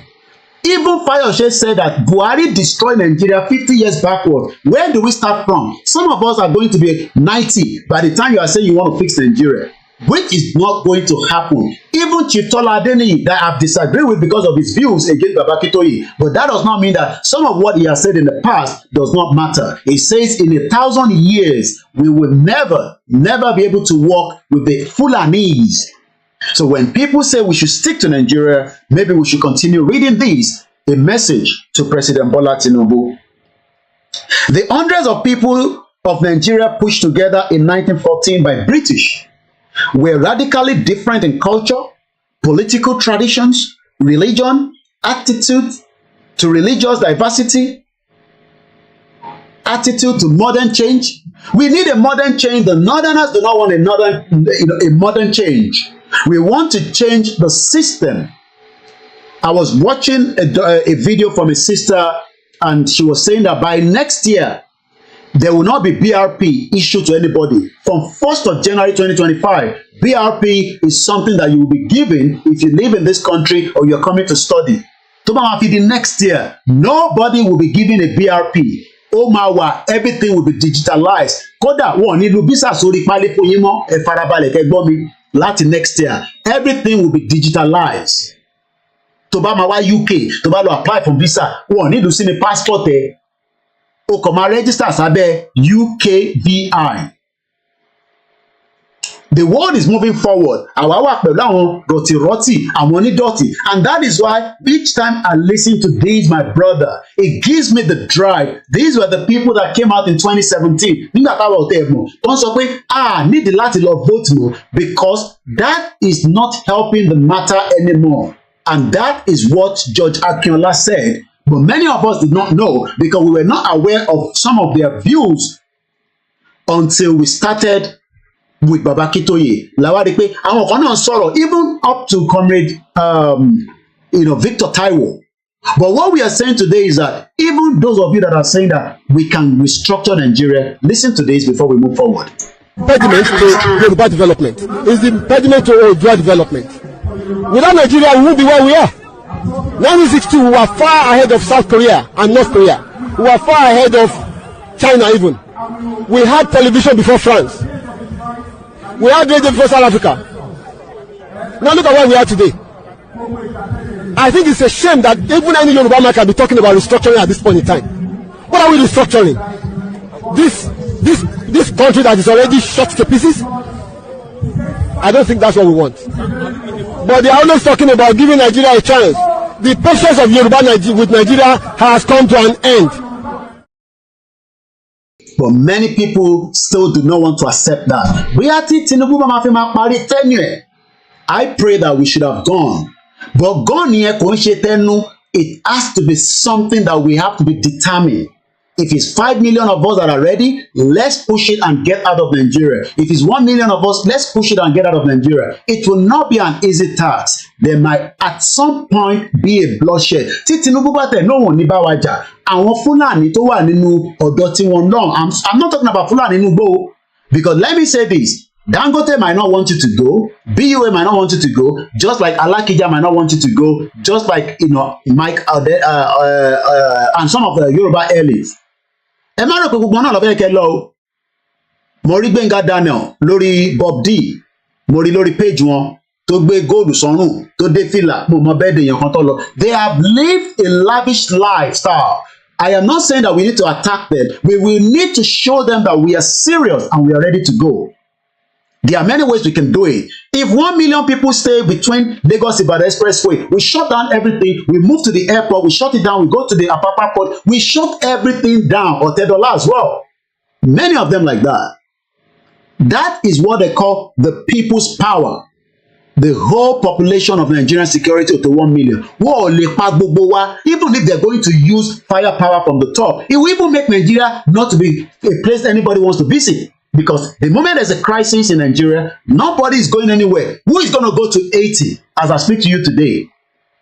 And the way things are right now, the Biafrans are ready. And don't come and tell us again that when they start on their side, they should just start it on their side, but it will have a ripple effect on every single part in Nigeria. And that's a fact. So we need to start thinking. And this is why Bola Tinubu should be listening to some of what we are saying. But like I said, I don't trust him, but doesn't mean that he cannot change his mind. So let's move swiftly again. Until the British did nothing to give Nigeria a unified existence. Until today, the same thing is still happening. We don't have to be here. Brother Amikonkwemi, Mr. Koiki Motiwa for more than 30-something years. He's a doctor. He wants to go back home, but there's no home to go back to. Yeah, I mean, you can go home for a couple of days and come back, but I'm talking about to go and set up and live there. And you cannot work with the current state of system that is presently in Nigeria, not with the fraudulent constitution. You've just listened to two most senior advocates of Nigeria telling us that I cannot go and invest in Nigeria without constitution. We can only be trying our best with whatever we are doing presently, but the future is no longer in Nigeria. And ẹ̀yin tẹ́ máa bèrè pé kí òkété a máa kúrò nínú orílẹ̀ wa ni, no, it is still the territory. The only thing that is changing is the name. We are not going to be bearing Nigerians anymore. We will decide whether it's Oduduwa Republic, Yoruba Kingdom, Yoruba Nation. That will be determined among ourselves. So, again, until after the Second World War, the British did nothing, you're right? The British did nothing to give Nigeria a unified existence. When at last they granted a unified constitution in 1949 to 1951 and created under it a federation of 3 regions, a federation. I say nothing great will spring forth unless we pull out of Nigeria, and I totally agree with you. Dizzy Man say you are absolutely right about that. KOIKIMEDIA. Sunday Waleni, what is the way forward to Yoruba Nation now? Seeing 2022, now we are seeing 2024. The way forward is for every Yoruba to believe that we should pull out of Nigeria. Àwọn kan ní a fẹ́ pull out, but it has to be for us to go back through a regional system of government, a parliamentary system of government. Even that, I don't think they are loyal, because àwọn northerner ló pọ̀ jù ní Senate ní Abuja, wọn ní agree, and all these your bastard politicians, àwọn lórí burúkú tá a máa ṣépè fún, kò iṣẹ́ yìí là ń ṣépè fún ní sáà ní láti ṣépè fẹ́ yìí mọ́, àwọn lòṣì politicians, àwọn Gbénga Daniel, àwọn Ọ̀ṣọ́bà, àwọn gbogbo wọn, they are born bastard látòkè délé lórí burúkú ni wọ́n. Tó bá wá sí UK wọ́n máa sá fún wa nísìnyí torí pé nípa àwọn láṣọyà because civilized society là ń gbé, but a máa throw questions sí wọn. So èyí dẹ̀ ń béèrè pé Mr. Sunday tó ń béèrè pé what is the way forward? The way forward is ní káwọn èèyàn máa lọ dìbò, wọ́n náà wọ́n fẹ́ dìbò fún Tinubu, ẹ ti dìbò nísìnyí, ẹ ti wà satisfied. So the question tó yẹ ká máa béèrè wa nísìnyí pé ṣé tún máa lọ dìbò ní 2027? Because some of you will still want to go and vote, but tá a bá ti ní majority tó sọ pé àwọn vote a fẹ́ lọ, because into ẹ̀kẹ́ máa concern ni pé tí Tinubu bá ṣe tán tí kò bá lọ ṣe tá a fẹ́ ń kọ́, a lè ló máa ṣe kó má ṣe, a lè ló ní kò ní ṣe kó ṣe, èmi ò sí nínú ẹ̀ àjọgbé, èmi ò dẹ̀ mọ ifá tó ń dá fún lójoojúmọ́, mo ò dẹ̀ mọ babaláwo tó ń bá sọ̀rọ̀, mo ò mọ àwọn wòlíì tó ń wọlé lọ sọ fún pé Tinubu ọ̀rọ̀ Nàìjíríà yìí bó ṣe ń lọ nǹkan báyìí ló yẹ kó ṣe, èmi ò sí níbẹ̀, èmi ò mọ táwọn àfáà bá discuss, mẹ́tẹ̀ẹ̀ta lòun náà fi operate, ọmọ Yorùbá ni. Èmi ò mọ táwọn ọba wa ń bá sọ, but ó wà important pé káwọn ọba ilẹ̀ Yorùbá máa bá President Bọ́lá Tinubu sọ̀rọ̀ nísìnyí pé pínpín Nàìjíríà jẹ́ kó tètè wá kó tó lọ, torí pé tí kò bá wáyé tó bá fi lọ tó dá padà sí north, ẹ̀yin ọmọ Yorùbá ìyà máa túbọ̀ jẹ wá sí ju bó ṣe ń yẹ lọ. Mo kí ìyàwó arúkà àyàtọ̀ máa ń wùn Yorùbá Abẹ́òkúta, mo kí yín. So we are not here to fight Tinubu, but we are saying to him that he has what it takes to pull down this structure, the structure that has failed, the structure tó wà deliberately put there by the British to stop the Yoruba people from progressing. Kí là ń jókòó ṣe nílùú ìbọn? Kí là ń jókòó ṣe nílùú yìí? Okay, àná àwọn ọmọ wa ní better education. Kí ló dé tí mo lè kọ́ àwọn ọmọ mi lọ sí Nàìjíríà àbí sílẹ̀ Yorùbá tó bá ní system tó ń ṣiṣẹ́ tí náà wà 24/7 tí wọ́n lè connect pẹ̀lú internet wọn, tí mo lè wọnú ilé tí mo máa tan AC ní Dubai, ní Abu Dhabi, ní Arab, tí United Arab Emirates 24/7 làwọn èèyàn fi ń tan air condition. Ó tẹ̀ nímọ̀ pé ooru mú ẹ, tó bá bọ́ síta nìkan lóru máa mú ẹ, tó bá dẹ̀ tí wọnú taxi ooru ò ní mú ẹ mọ́. So why are we living in denial? Gbogbo àwọn tá à ń gbé labroad tí system bá ń ṣiṣẹ́ lọ́hùn ni we will relocate back within the space of 10 years. Àdé máa lọ máa ṣọlidé nílùú òyìnbó. So why are we deceiving ourselves? So ìwọ tó wà nílé tó ń sọ pé a ti ń sọ pé a máa gba nation yẹn, kí ló dé tẹ́ ẹ̀ declare? Ẹ fún wa ní 60,000 AK-47. Màá sọ fún bàbá kí tó yẹ pé kó jẹ́ ká declare láàárọ̀ ọ̀la. And I will be on the ground to also be part of that declaration. 60,000 weapon ẹ fún mi láàárọ̀ yìí. Ẹ sọ pé Koiki ó ti wà nílẹ̀ Yorùbá, àdé lọ confirm ẹ̀. AK-47 brand new. We will declare Yoruba nation. But tá a bá ti rí yẹn, I need 5 million Yoruba people to be ready to shut down the whole of Yoruba land. I will be part of that movement. Kò ń ṣe ìtẹ́ ń ṣe nísìnyí tẹ́ ẹ̀ tí ready. Nítorí ebi ń pa yín níṣìí lẹ́sẹ̀ ń complain. Ìyẹn ni chief ṣe sọ nígbà tó wálé pé ọ̀rọ̀ ebi ń pa wá kó ló wà nílẹ̀ mọ́ nísìnyí. Ọ̀rọ̀ security àti ọ̀rọ̀ ilé ayé wa bá ṣe máa take it back from the European people. Let's move swiftly. So ní 1949-1951, àwọn Britain create nǹkan kan tó ń pè ní federation. Mo kíyà tó bí mi lọ́mọ Pastor Mo ẹ káàbọ̀ sórí ètò. Mokiyawa Margaret Ibijoke. One Senegalese colleague jokingly told me about 15 years ago, which I took on serious. Wọ́n fún wa ní tó ń pè ní federation. Okay, àgúrò sì destroy ẹ̀. Ṣé ní láti ìgbà yẹn làákàyè àwọn tó wà níbẹ̀ kò sí? Wọ́n nítorí pé Yorùbá kankan tí sí níbẹ̀ pé ọmọ Ìgbò ní Ọbásanjọ́ kò fẹ́ bọ̀ wá. Nísìnyí tí Tinubu ti wà níbẹ̀, ẹ má jẹ́ kó tún waste time. 600 days ní Indonesian president tó wọlé after ti àwọn military ti kúrò níbẹ̀ ló fi fún àwọn East Timor ní ààyè kan máa lọ. This was only in 2000.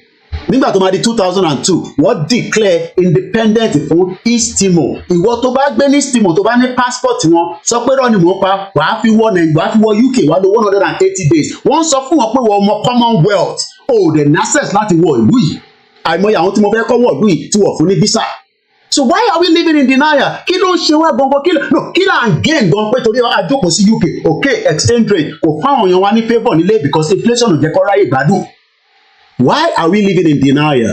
Kí là ń mú nínú Nàìjíríà? Kí ni purpose Nàìjíríà fún ilé ayé wa gan nísìn? Okay, a mọ̀ tẹ́lẹ̀ pé Nàìjíríà ń ṣiṣẹ́ nítorí pé nígbà yẹn nǹkan ń lọ bó ṣe jẹ́ kó lọ. Bọ̀ nísìn àti wá rí i pé ìrẹ́jẹ ti pọ̀ jù, olè ti pọ̀ jù, kò work. Kólúkálukú máa lọ.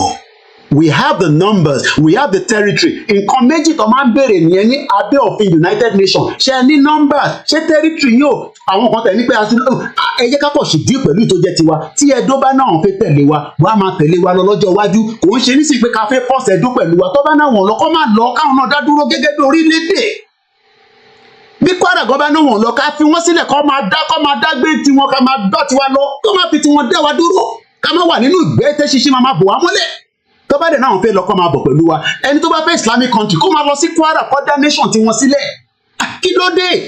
Ní Dubai nísìn wọ́n create àǹfààní fáwọn ọmọ Hindu. Mo ti show yín ní picture yẹn rí. I hope I still have it here. $81 million. Ó dà ẹ̀hún lélẹ̀. Lọ́ fi kọ́ kíní tẹ̀ ń wò lẹ́yìn ni. $81 million. Why are we living in denial? Tí Yorùbá kan bá náà wò lọ kó lọ máa gbé ní Kwara ká sọ bẹ̀rẹ̀ ní Kwara nation tó jẹ́ pé Islamic nation ni. Àwọn ọ̀fẹ́ Islamic country, a dẹ̀ fẹ́ Christianity country, a dẹ̀ fẹ́ ìṣẹ̀ṣe country, but a máa respect the value system níta jẹ́ nígbà táwọn òyìnbó kọ́ tó dé. Dúró lórí burúkú làwọn òyìnbbo, àwọn lọ́kọ̀ wa sínú hílà ìlò tí gbogbo wa fi ń lọ ń ṣe ọmọ ọ̀dọ̀, ta fi ń dúró 15-16 hours, ta fi ń wá iṣẹ́ tó máa fẹ́ pé à ń wá 2,000-3,000 pounds. Abákan bá tẹ̀sówó ilẹ̀ Yorùbá, à ní jókòó sí ìlú yìí within 24 hours nígbà tá a bá ní economy tiwa tó ń thrive. So they gave us a federation between 1949-1951, but that federation was destroyed. It was known as the Eastern, the Northern, and the Western region. Kò sí nǹkan tó ń jẹ́ 36 states and the FCT.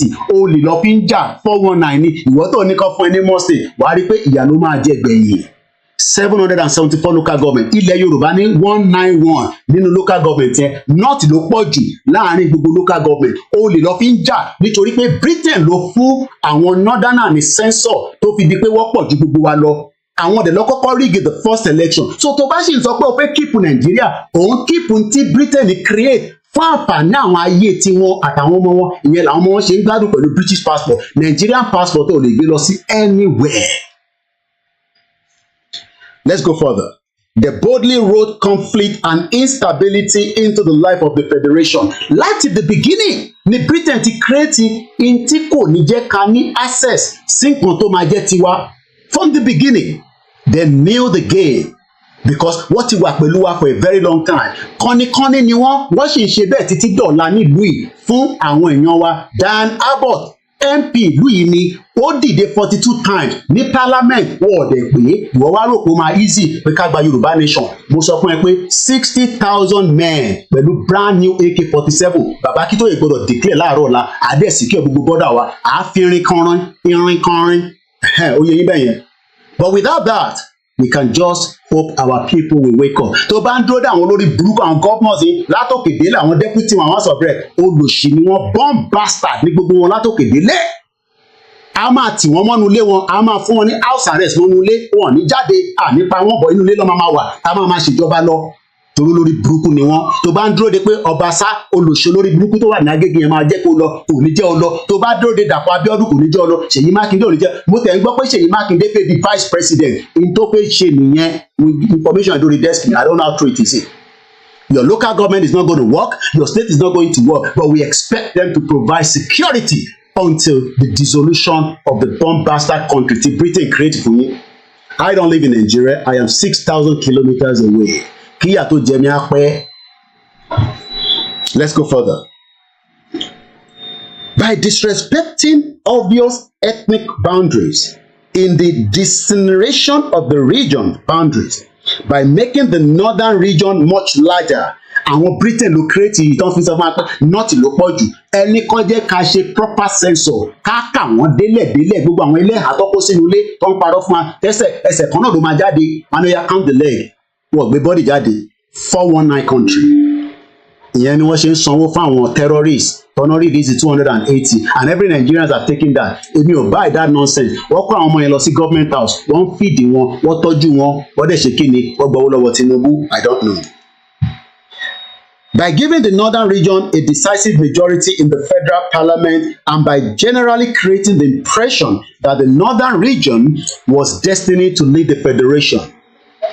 The regions did well for their peoples, with the western region as a development leader and pace setter. But rancor and hatred ní British ní sí wa, hatred ní Commonwealth ní sí wa, ìyẹn ni wọ́n ṣe ń fà wá sínú Nàìjíríà kí ayé wa lè wà backward. Máa sọ pé they play ìní òkúkú sí Nàìjíríà. The region did well for their peoples, with the western region as the development leader and pace setter. But rancor and hatred, unhealthy rivalry marked their relations. Then to ensure Britain continue control of Nigerian economy after independence. Ẹlòmíràn ni wọ́n ti fún wa ní independent. Bàbá ẹ̀ ló sọ yẹn fún ẹ. Àgbà tó ń pè ní independent, okay? What we have been given is a fraudulent system. The British maneuver in a great detail, falsify the national census, install a stumbling block in the constitution, rig the pre-independent election, heavily influence the post-election inter-party negotiation to give dominance to the Fulani leadership of the northern region over the Nigerian federal government at independence, and we have evidence again to back that. Some of you don't know who these people are. One of the people that worked with them at that time came out and said to us that don't trust the British people or the British government or the British Empire. They knew who the Yorubas are, they knew who the Igbos are, and this is what this man said as at the time he gave us this exposition. He died, I believe, in 2002, if not 2001. My name is OLAYOMI Koiki. If you're new to this platform, share the program, invite your friends and family. Listen to this. It's a long one. We are not going to play everything. It's just to back what was said here. And I'm going to repeat that before I play that video again. So I'm going to pick it from here again. The Britain continue control of the Nigerian economy after independence. The British maneuver in great detail, falsify the national census, install a stumbling blocks in the constitution, rig the pre-independent election, heavily influence the post-election inter-party negotiation to give dominance to the Fulani leadership to the northern region over Nigerian federal government at independence. Hello, Mrs. Carol Smith. Welcome to the program. Thank you. May I say how delighted we are to be on Passion. We've looked forward to speaking to an African television station for decades. This is something we have looked forward to for such a long time, and we are so happy to be here. Thank you.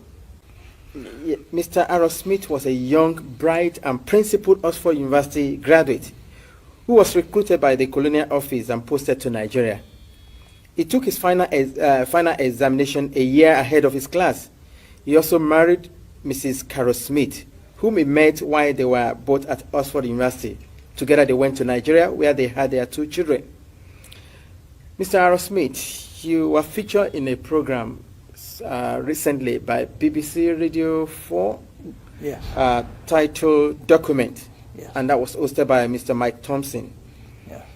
You were alleged that the British government rigged the first and most important election in the history of Nigeria in 1959 in favor of the North. Am I correct? Yes. How long were you in Nigeria for? From 1955 to 1960. And we were based in Lagos. I was on the staff of the Department of Labour.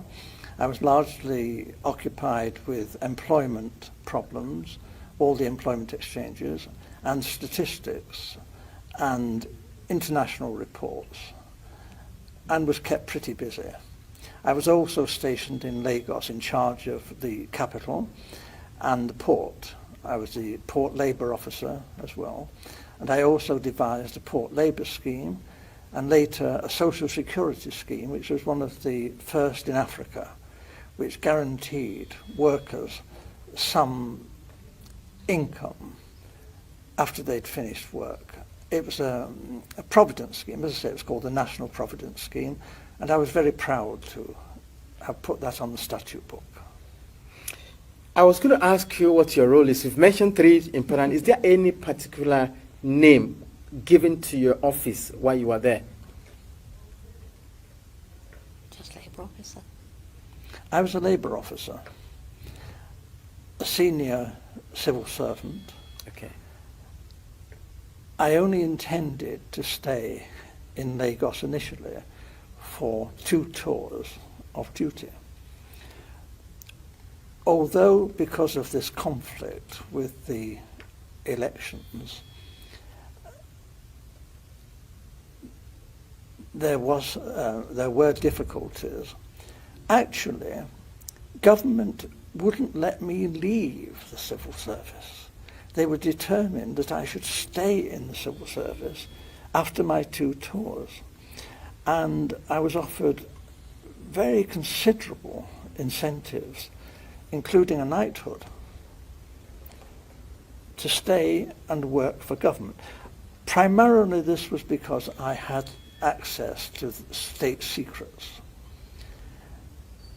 I learned, and the Governor-General himself confirmed this to me, that the elections were rigged, contrived. The intention was that the North should rule Nigeria. So, tó bá tẹ́ believe òyìnbó tèmi sọ látẹ̀ǹkan, I have something to back that. The election was rigged so that the North could rule over Yoruba people, Igbo people, and the rest of those. But we are the 3 major ethnic people that lives in that territory.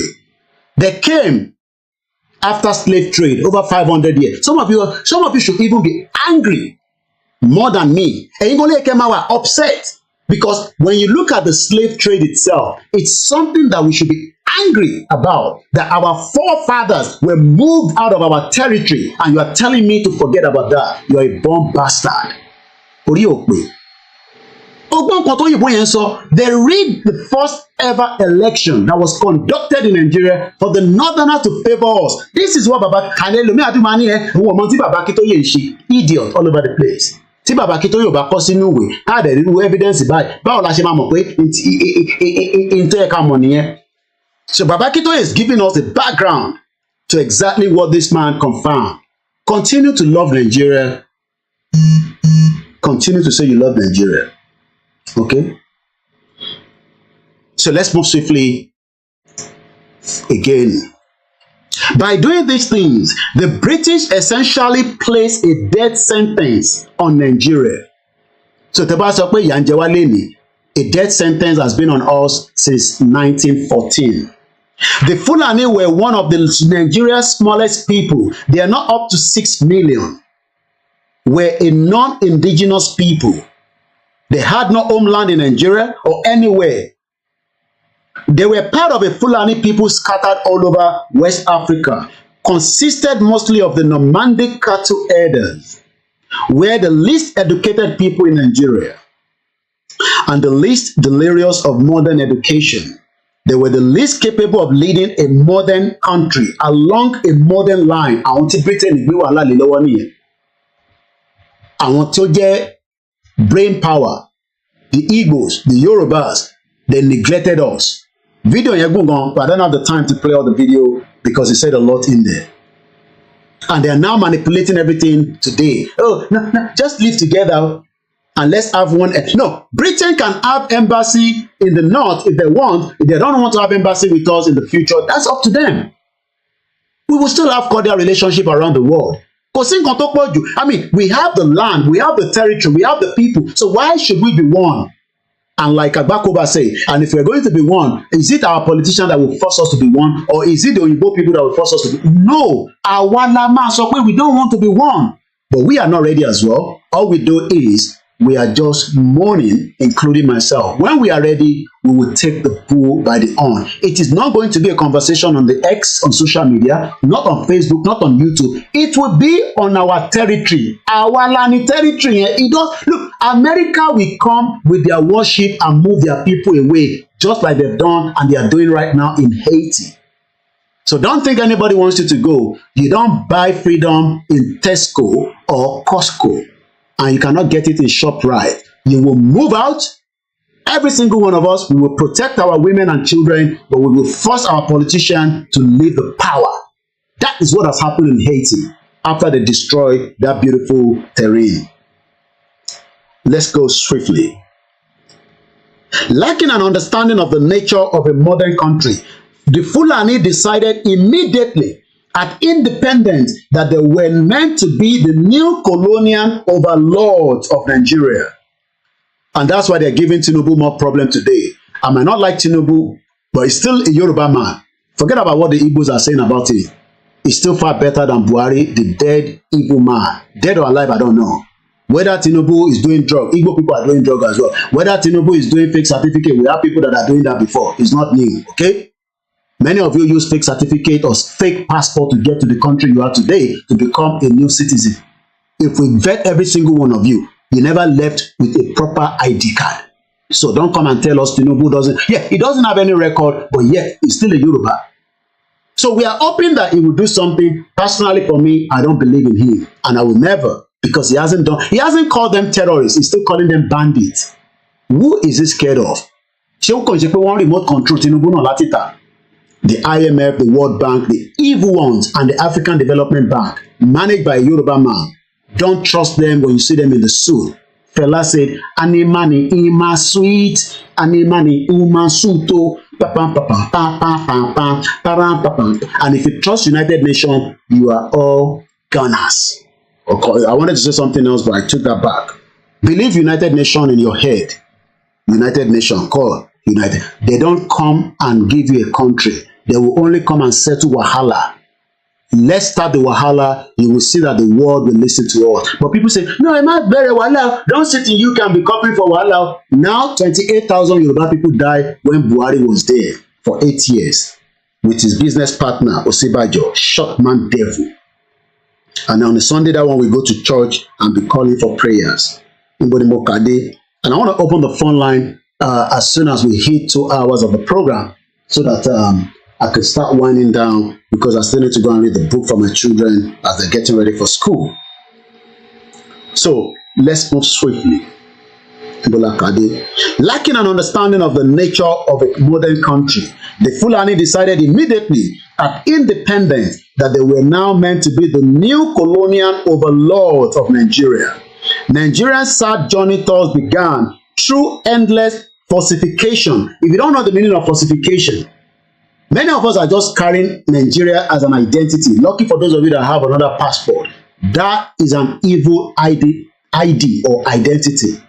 Our Tashilo Nigerian passport today, we are carrying a fake falsification, a fake ID card, a fake identity, because there's nothing called Nigeria. And if you don't believe whether that or not, maybe I should just have this.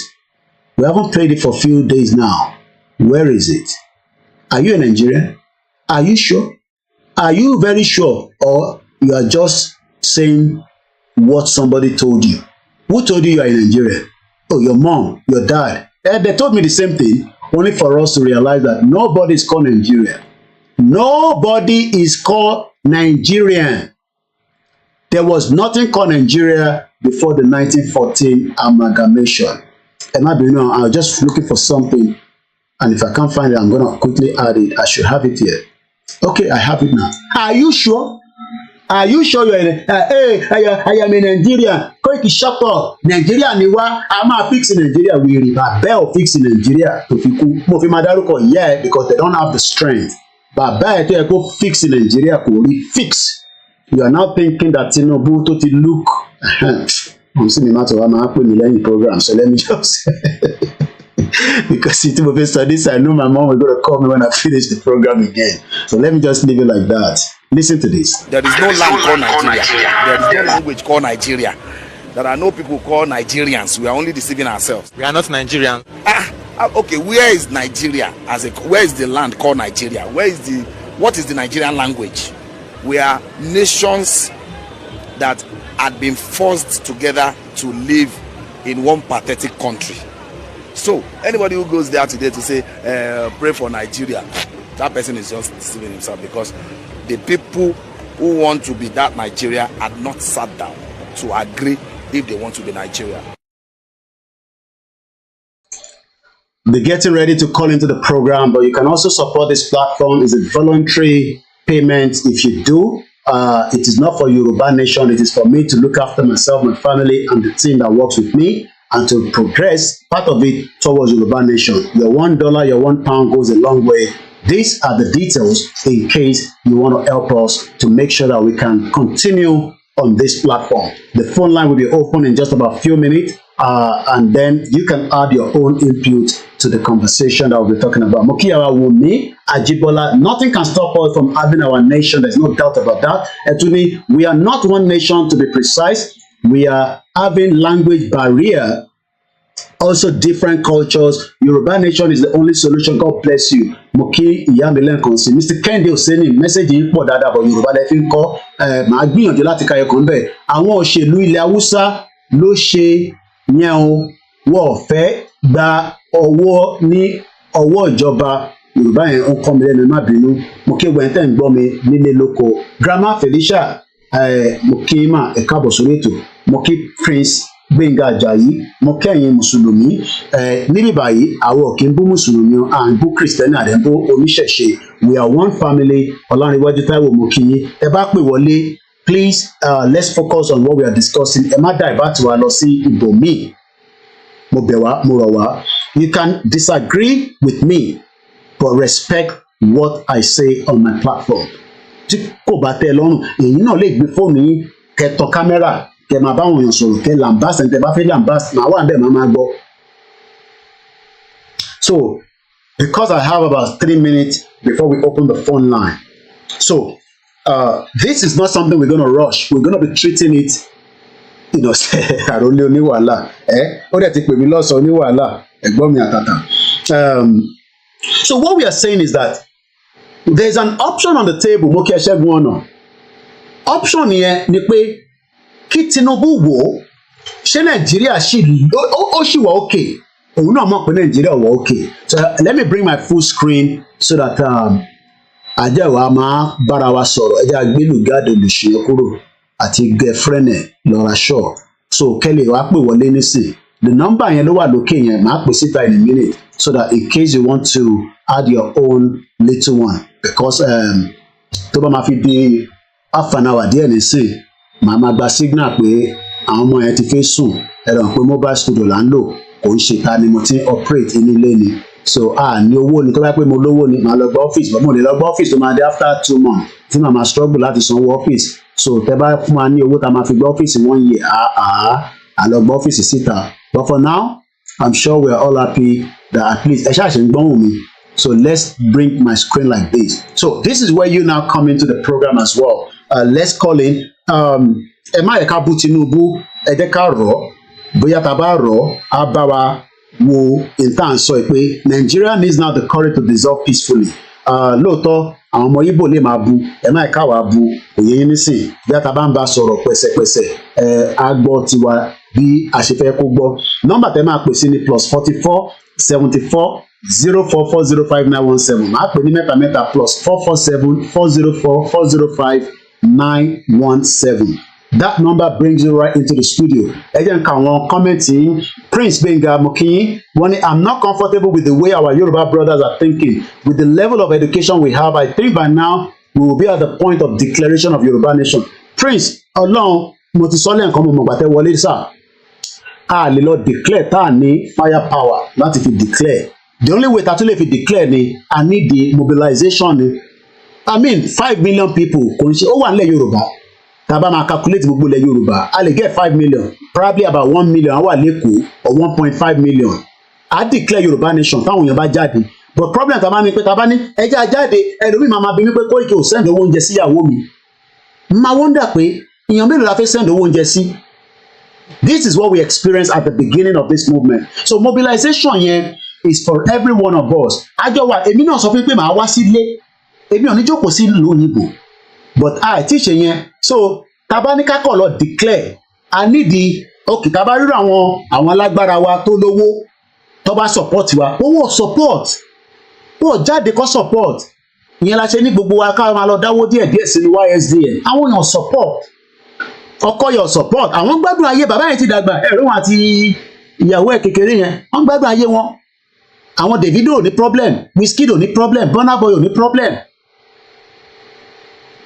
Tiwa Savage kò ní problem kódà Eniola Badmus mo rí tó ń gbádùn ayé ẹ̀ ó lọ sí Abuja níjọ́ ní mo rí tó ń tẹ̀ ó máa yẹn tẹ̀ sí wa lójú fine girl ó dẹ̀ ṣe wàhálà pẹ̀lú àwọn APC so ibi tí wọn bá dẹ̀ ti ṣe ló máa ti jẹ so èmi ò blame wọn because àwọn náà pé wọ́n gbọ́dọ̀ but ẹ jẹ́ ká wọ ọjọ́ ọ̀la ilẹ̀ Yorùbá problem tèmi ní ni pé ìṣẹ́rí ìta fi rọ́lá ń ṣeré tí Tinubu bá lọ tá àmọ́ ta fẹ́ ṣe kékeré rere o kékeré rere lóòótọ́ mo sí lébà àwọn èèyàn mi wà ń lè màá kọ́ máa ṣọ́bi tí mo fẹ́ lọ ní 15 years tí mo fi kúrò nílùú yìí so tí màá jáde kúrò nílùú yìí another 15 years kọ́nà fún mi lálàáfíà tẹ̀lé gúgù but ẹ̀yin tẹ wà ń lé kọ́ ara wa ò gbà bẹ́ẹ̀ ṣe ń jìyà yẹn kò tẹ́ wa lọ́rùn so ẹ̀yin náà wá pè sínú ètò bẹ́ẹ̀ bá wá pè àkọ́ máa bá kínní lọ so that màá máa kà lọ but màá fi screen mi like this so màá máa kà lọ síbi tí mo kà dé so tí kò bá dẹ̀ wọlé màá gbé kọ́ọ̀lù yẹn mo kí ògbẹ́ni tẹ́ wà lórí Instagram ẹ̀ ń gbọ́ wa ẹ má kí ọ̀kan yes right ni kí Sanwó-Olú máa ṣiṣẹ́ lọ láti make sure pé wọ́n bá wa ṣe títì ó ṣe ná gbogbo yẹn ò ń ṣe problem but à ń sọ̀rọ̀ identity wa identity theft àdẹ̀bá Tinubu jà so in case èyí tẹ̀ ń gbọ́ tó jẹ́ ọmọ Tinubu ní ibo mokade ok kọ́ọ̀lù tí wọlé ẹ̀tí kọ́ọ̀ bá ti wọlé yíyan kan bá ti easy mo ti bínú tán ó yá gbóhùn sókè gbóhùn sókè brother mi ẹ káàbọ̀ sórí ètò. KOIKIMEDIA. Bringing the world closer to your doorstep. Ṣàlàfíà ni. Àlàáfíà mo wà. Ọmọ Yorùbá káàárọ̀ ìkásùn ẹ̀kálẹ̀ Azeez ló sọ̀rọ̀ Easy Dollar from Miami. Ṣé púpọ̀ ìfẹ́ máa ń sọ̀rọ̀? À ń gbọ́ yín máa sọ̀rọ̀ lọ́wọ́ brother mi mò ń gbọ́ ẹ. Okay. Àwọn ẹ̀yin ọmọ Yorùbá YSDM lè fẹ́ bá sọ̀rọ̀ láàárọ̀ yìí àbí lọ́sọ̀ọ́ ẹja rẹ̀. YSDM Koiki ìwọ nìkan ló ń pariwo YSDM náà. Àwọn YSDM láti jáde síta. Okay. 2 times or 3 times a day. Okay. A week. Ọ̀dà. Kọ́ wá bá a sọ̀rọ̀. Okay. Ìwọ ló ń pariwo YSDM náà ló ń sọ gbogbo everything. Okay. Ọmọ irọ́ àwọn YSDM. Jẹ́ kó bọ́ síta. Kọ́ wá bá a sọ̀rọ̀. Okay. Ìpè àwọn ni YSDM wo àwọn là ń represent. Okay. Òye so láwé amọ́bítà wà. Ọ̀dà. Bí onítìrí ṣe wọlé last time náà nìyẹn bóyá promote everything nìyẹn. Ìpèrè yẹn wá ta àríwá rú. Okay. Òye. Ọ̀dà. So aláti mọ YSDM. Ọ̀dà. Tó bá jẹ́ treasurer ni jẹ́ kó jáde. Or secretary jẹ́ kó jáde kó sọ wá pé okay báyìí ni o bí báyìí la máa dáwó sí. Òye wọ́n ló ṣe gbogbo ẹ̀ náà àdí mi. Okay. Ọ̀dà. Òye. Ọ̀dà. So ẹ̀yin ọmọ Yorùbá YSDM lè fi bá sọ̀rọ̀ láàárọ̀ yìí o ẹ bá ti jáde bá gbóhùn ẹja rí lẹ́sí face. Òye ẹja arójú yìí náà. Okay. Àkọlẹ̀ máa dáwó sínú ghost. Okay. Ẹja rí ẹ̀yin YSDM tẹ́ bá represent wa àmọ́ pé bàbá kí tó lè ló fọwọ́ sí ẹ̀yin gbọ́ngàn tẹ́ wà lẹ́yìn back screen ẹja arójú ẹja rí gbọ́ngàn so that way àmọ́ bí tó ń lọ. Ọ̀dà. Koiki nìkan ló ń pariwo owó àmọ́ bí tó ń lọ náà. Ọ̀dà. Oyè pàdé mi so bá a sọ fún wọn pé ok bóyá Monday or Tuesday wọn máa jáde or Monday to Friday. Ọ̀dà. Kó wọn náà ṣe ń jáde gbogbo alájọ ṣiṣẹ́ yìí náà. Oyè wọn lè gbé gbogbo bọ́ọ̀dì sí ẹ lórí YSCM gangan tó ń represent Yorùbá kọ́ pọ́ síta kọ́ sọ wá pé ókè o táyì báyìí àwọn máa jáde and this is what we need from you. That's all. Thank you very much. Eshegoni, brother mi. Thank you so much. That is Eshegoni. Easy ló sọ̀rọ̀ yẹn.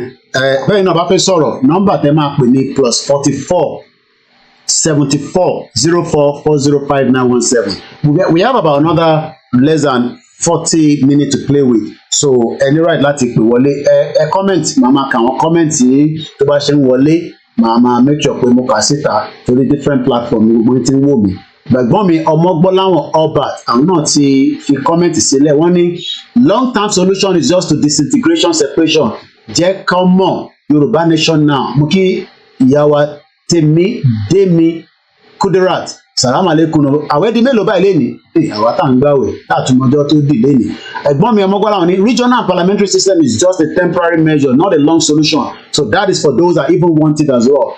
Erinmoje Omosaja to money. Why Jonathan didn't about it when he was president of Nigeria? Tí Tinubu náà bá ṣe tán nísìn, òun náà tún máa sọ the same thing. Ní tó máa ń ṣẹlẹ̀ ní pé tí gbogbo wọn bá kúrò lórí oyè, lọ́dọ̀ àpọ̀ máa ń ráyè sọ ọ̀rọ̀ tó yẹ kó sọ nígbà tí wọ́n ò sí lórí oyè. So it looks like tó bá ti kúrò nínú power yẹn, wọ́n máa ń ní more access láti sọ̀rọ̀. Bí wọ́n máa ń di ẹnu wọn mú ni. Mo ní láti wo reason tí Instagram ṣe fún wa ní this short bí wọ́n ti change ẹ̀ ni. Kọ̀tẹ́lẹ̀ a máa ń ṣe 4 hours lórí àbí 3 hours ilé tá à ń ṣe nísìnyí tẹ̀ tó half an hour mọ́ so bí a mark zubigi àbí kí ló ń jẹ́ tó tún short ration mi náà bí báwo kí ló ń ṣe bọ̀bọ̀ ìkẹ́ gbogbo ẹ̀ ṣáà lè kò cost anything náà ẹ jọ̀ọ́ ẹ bá wa dáwó sórí YSDM so ẹ bá wa dáwó sí a ní kọ́ bá wa sọ̀rọ̀ so let's continue and if any call comes in I'll pick it up but for now I'm just gonna read more from this. Inti baba kito ìfiránṣẹ́ sí wa. So, number 3. The British used federal power to crush the Western region.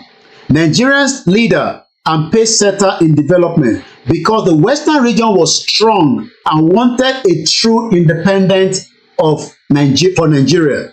The plot finally hatched in 1962 till 1965. Destroy the Western region and Nigerian development progress. But then it dragged down Nigeria's security and provoked the first military coup in 1966. From then on, there followed a long succession of military coups, military dictatorship until 1999. And they have the right to come and account for us. All the money that they've taken in the last 23 years of this democracy. Development will not be nílẹ̀ Yoruba. And why is it taking long before our people are still struggling?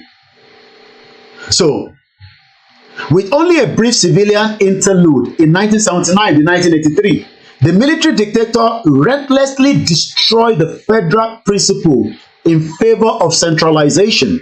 The military dictator from 1966 July on, being all northerners, pushed for further and further centralization and northern Fulani dominance. So even Tinubu tó wà níbẹ̀ nísìnyí, it's gonna take him a while. Mo kí bàbá wa Lade Shakiru kó tẹ̀ tó sọ pé foot ẹ̀ máa stand properly because they've destroyed that whatever is taking control of, which is the president of the Federal Republic of Zoo.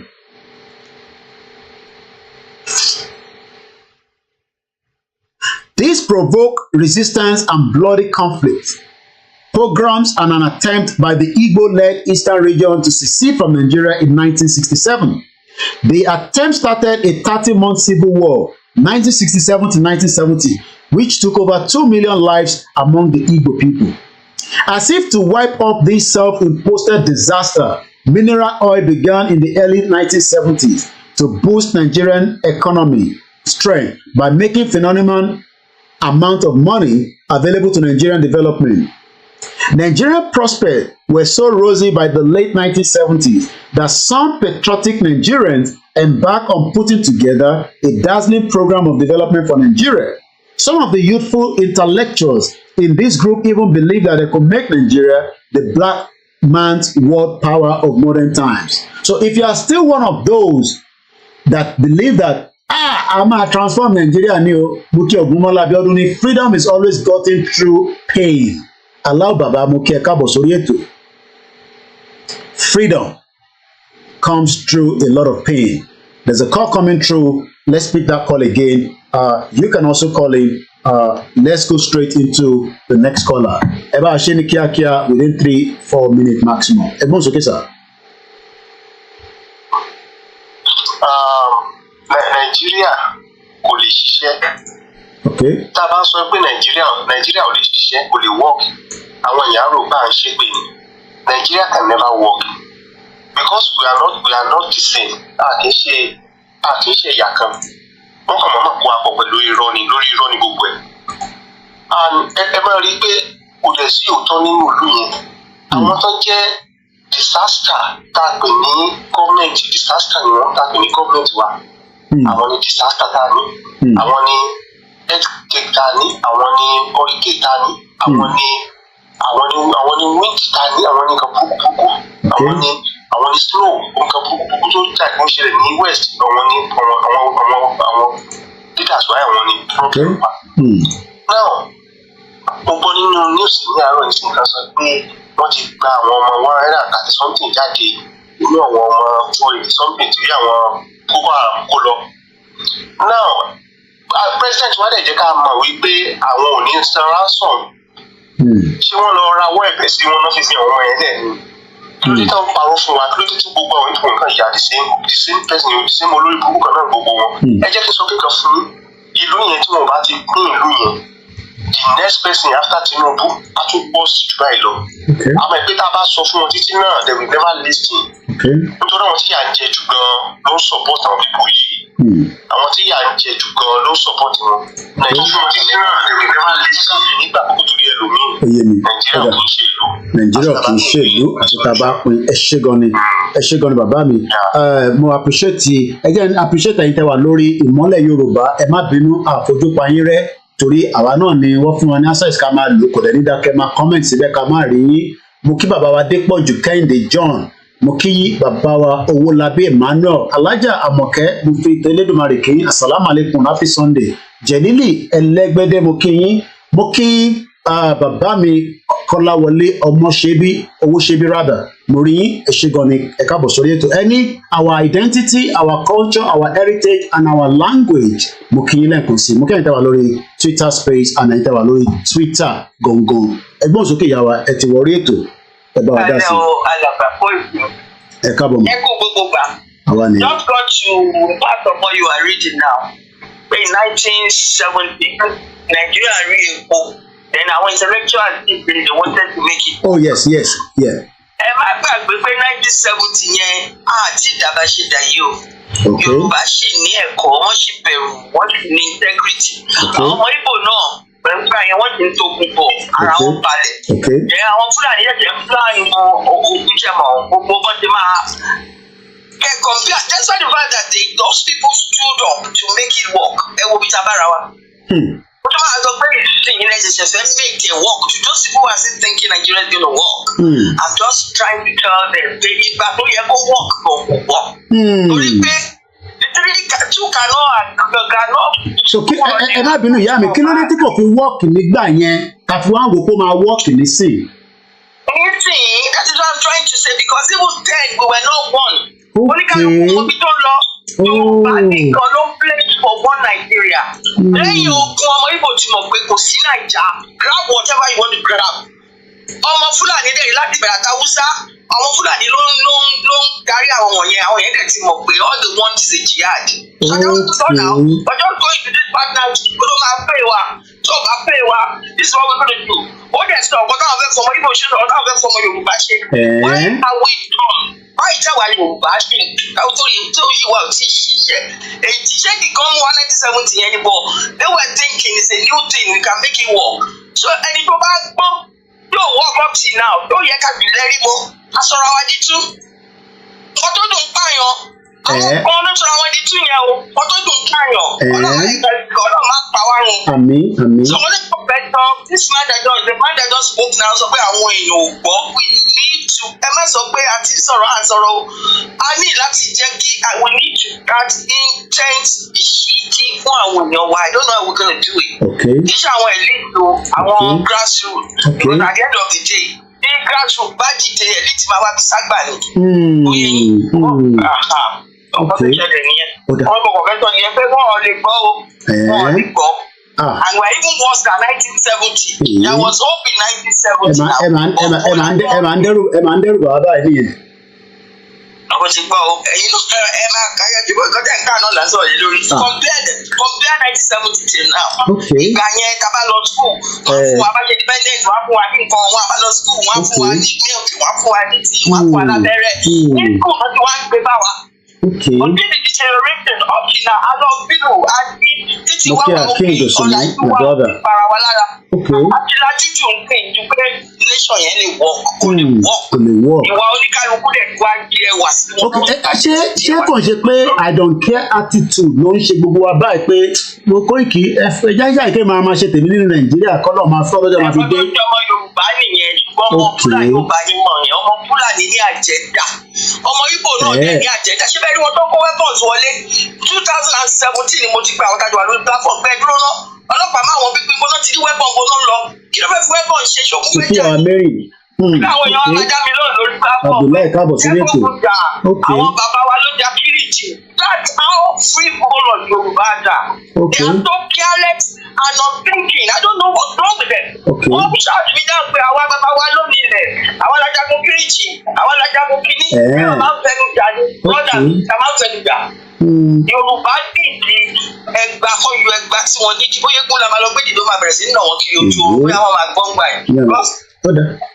àfẹ́gùn náà ọmọ wa àti the military man nìyẹn àtúnfẹ́gùn náà wọn. ajá ti jẹ́ because àwọn yòókù ń prepare we are not prepared okay weapon tó múlẹ̀ níjọ́ mẹ́ta yìí tọ́kọ sínú trailer tó ní wọ́n fẹ́ fi protect ara wọn náà ni gbogbo àná la rí àwọ̀ nídìí weapon wọn náà wà nídìí weapon nídìí weapon èèyàn kan ti ní kí n lọ pé Dr. Ali gan wá kọ́ wá bá wa sọ̀rọ̀ wọ́n ní ká lọ pé Dr. Ali kó wá bá wa sọ̀rọ̀ wọ́n ní ká lọ pé Dr. Ali kó wá bá wa sọ̀rọ̀ lórí program bíbá bí àyè táwa ń sọ ìtì ìdá tó ẹ̀rín lẹ́rìn ni.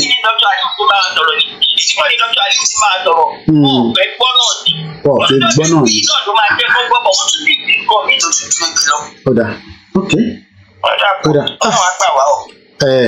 àwọn èèyàn ti bínú tán ẹ̀gbọ́n mi ọmọ gbọ́ láwọn ní those so-called Yorùbá elite politicians businessmen and businesswomen academicians technocrats and co are the one way or the other are benefiting in the routine system. Ebi mo rí lórí péjì Délé Mọ̀mọ́dù mo rí tí Gbénga Daniel tó ká gbádá rẹpẹtẹ àti góòlù sọ́run tí wọ́n lọ sí birthday ó lè bí ẹ̀yàwó ẹ̀tẹ̀ ló ń ṣe 60th birthday I don't know.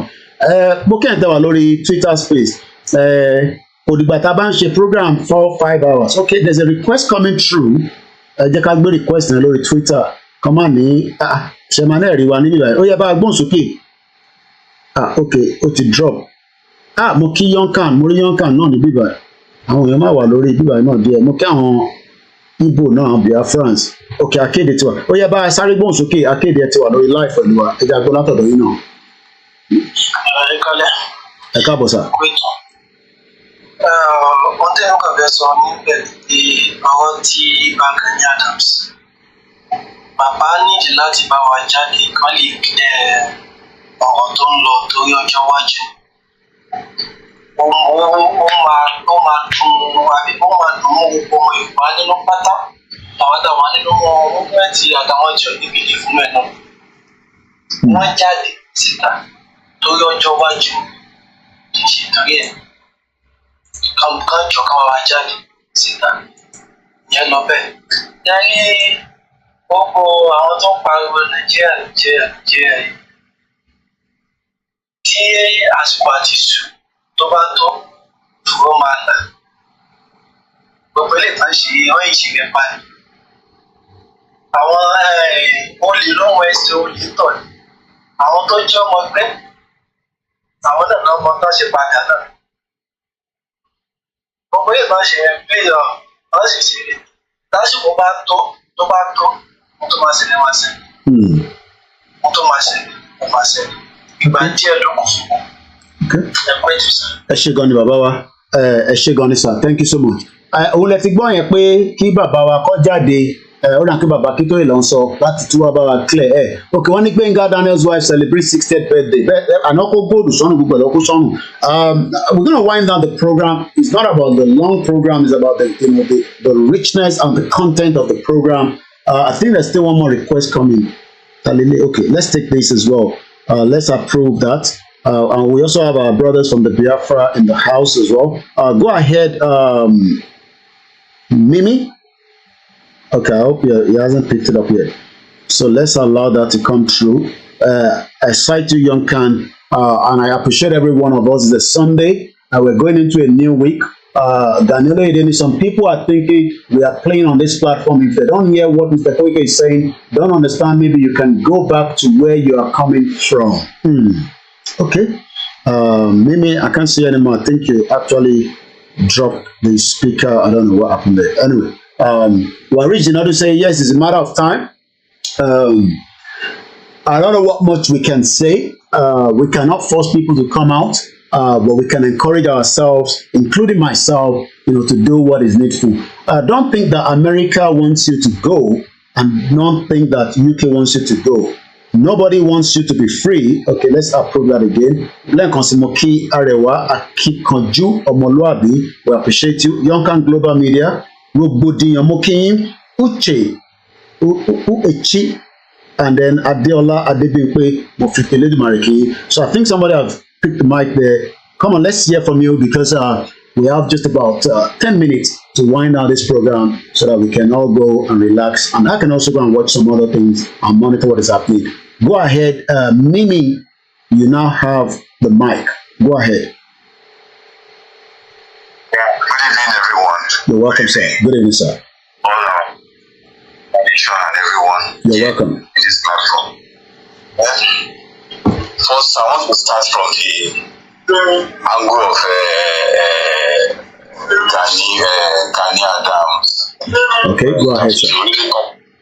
Verify the allegation is alleging against this our man, Sunday Igboho. Because for me, as a Biafran, I recognize Sunday Igboho and the good job he's doing. They are achieving this Yoruba nation more than his own office, more than what he's doing. I did not disrespect his office because I don't know the details of his office, but I still respect Sunday Igboho as that may be. That allegation is too weighty. You should come and clear very well so that we will understand him. And secondly, what is really going on in this country, and I am happy that majority people, they are now getting it. They are now getting the truth, knowing the truth. Look at now, 287 release after paying. I know they will not come out and tell us that they paid the 1 billion, but I know they paid the money, they paid the ransom. Are we going to continue living with such people? Where did they get the 1 billion from? But they said there's no money in the country. That's just by the way. It will continue to happen. Look at the recent thing that happened. Now the DHL army is declaring the citizen wanted. I don't know where that is done. Is it the army that will be declaring all the courts? Okay, they said they declare Simon Ekpa. Yeah, I'm going to talk about that, I believe, in my next program. This declaration of people wanted. But go ahead. Thanks for highlighting it. I'm bringing it on board. Go ahead. So they said they declare him wanted. Why? Because of he's defending his people. All the insecurity that has been happening in this country, even before Simon Ekpa was born, it has been happening. Simon Ekpa is a young guy, 85 or something that he was born. Insecurity has been happening before then, before even he was born. After he was born, continue. The insecurity continue. Misrule and everything. That is what is happening in this country. You say he's the one causing the insecurity. I don't know when it's coming to the limelight. It started causing the insecurity. Well, that's just by the way. They are just using that as a distraction they know what is coming to them. They are just using that as a distraction, as a propaganda to keep everything slow down. Our leader went to court. They played their magic. They refused to release him. Everything, come back tomorrow. But we thank God there's a progress that he was able to address the press, was able to say what they want to say. Well, this country, I just want everybody to continue praying. The prayer I want, like we are praying now, is the prayer for God to give us a good solution to break up. No matter what they are trying to draw, to tie together, to make sure that this one did not go. Because things is falling apart already. There's no way they can hold him. They try their best to go and kill. How can a soldier go to another place, to a village and level the whole people, level there? They kill American soldier. They kill Israeli soldier. They kill all these other countries soldier. They have never gone to that village and level the village.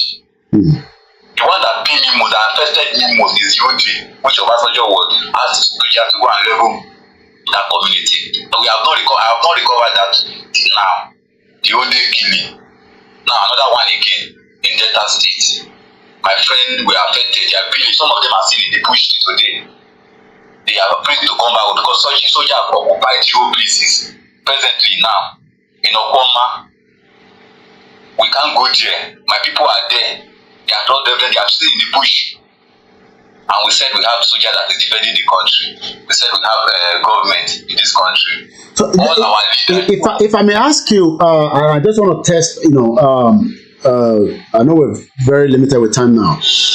As many Nigerians that are operating, on the social media where you are, speaking from now, we see a lot of, things happening, but there's some, educated Nigerians that come out and I'm talking from both sides now, whether they are Igbos, Yorubas, Indigenous, or whatever we call ourselves, that still defend Nigeria, that, we must stay together, even though things are falling apart. And that is exactly what Professor Banja Kito is saying in this, write-up that I've been, going through for some days now, that, Yugoslavia was going down, but Slobodan Milosevic wanted to hold on to it. It eventually dissolved. He himself died, at the realms of affairs, during the trial at Hague. I don't pray for Tinubu to die. I might not agree with him. I might not like him. Because if he died today, we're in problem. Shetima will become the president, and that's even a more dangerous one for me. But what I want to know is that why do we still see these Nigerians defending Nigeria? What do you think is happening? In another 2 minutes, from your own perspective, why do you think that they are still defending Nigeria so that we can keep Nigeria together? Okay, just initial, why they are defending Nigeria is this: those that are defending Nigeria are the one benefiting from Nigeria. Even those that are suffering, they still have that hope. They did not have hope, belief in this struggle that Biafra will come or Yoruba nation will come. They said, they are lying, they are making money from it. They prefer to continue to defend Nigeria with their last breath.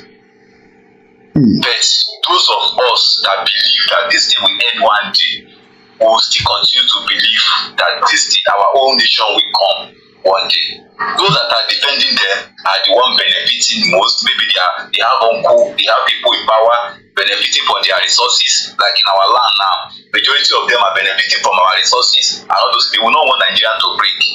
They will rather kill anyone that mention it. People will go to our place. It's happening there. You can't just go and speak Biafra there. They will kill you. You say, what do you mean? You want to take away their food? Because they are benefiting directly from the mineral resources. If you mention it, they will kill you.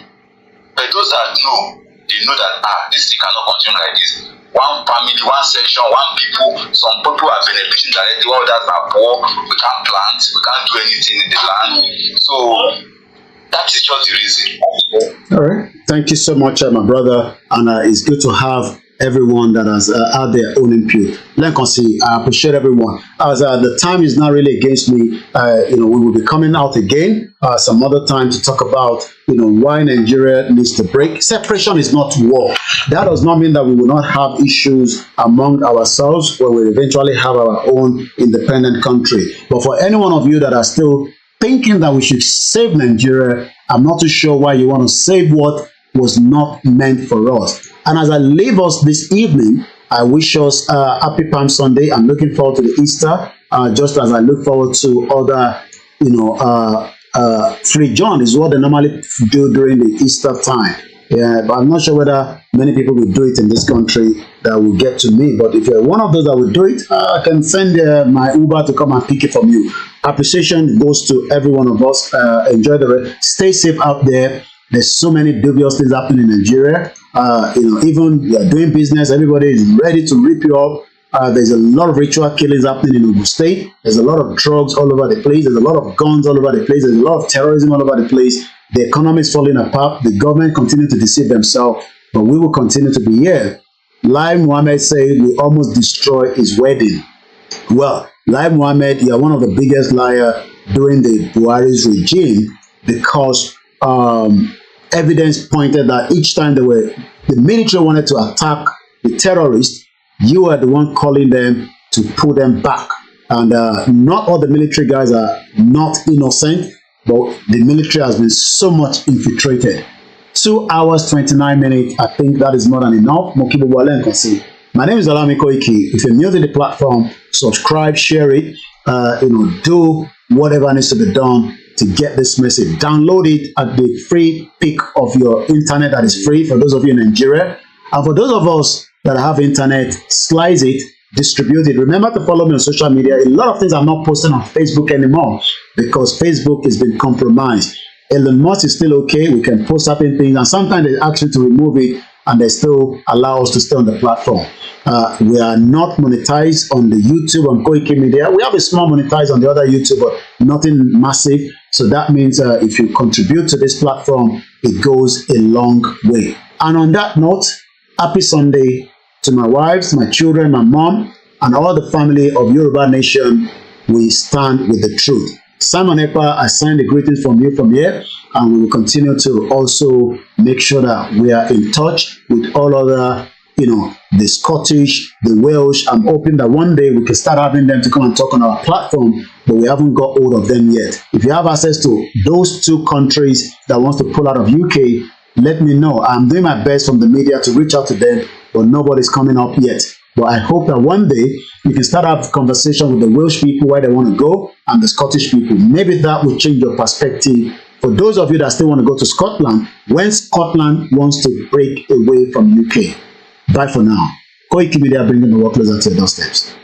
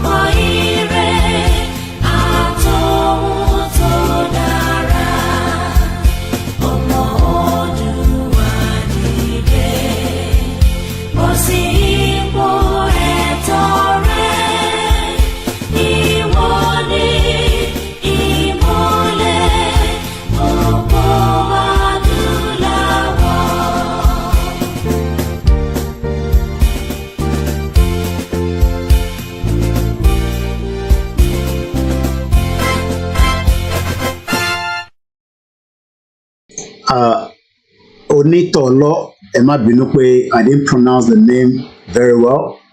Onitolo, that is the name. I called it Onitolo, Nitolotolo, ẹ má bínú sí mi. Elegbede,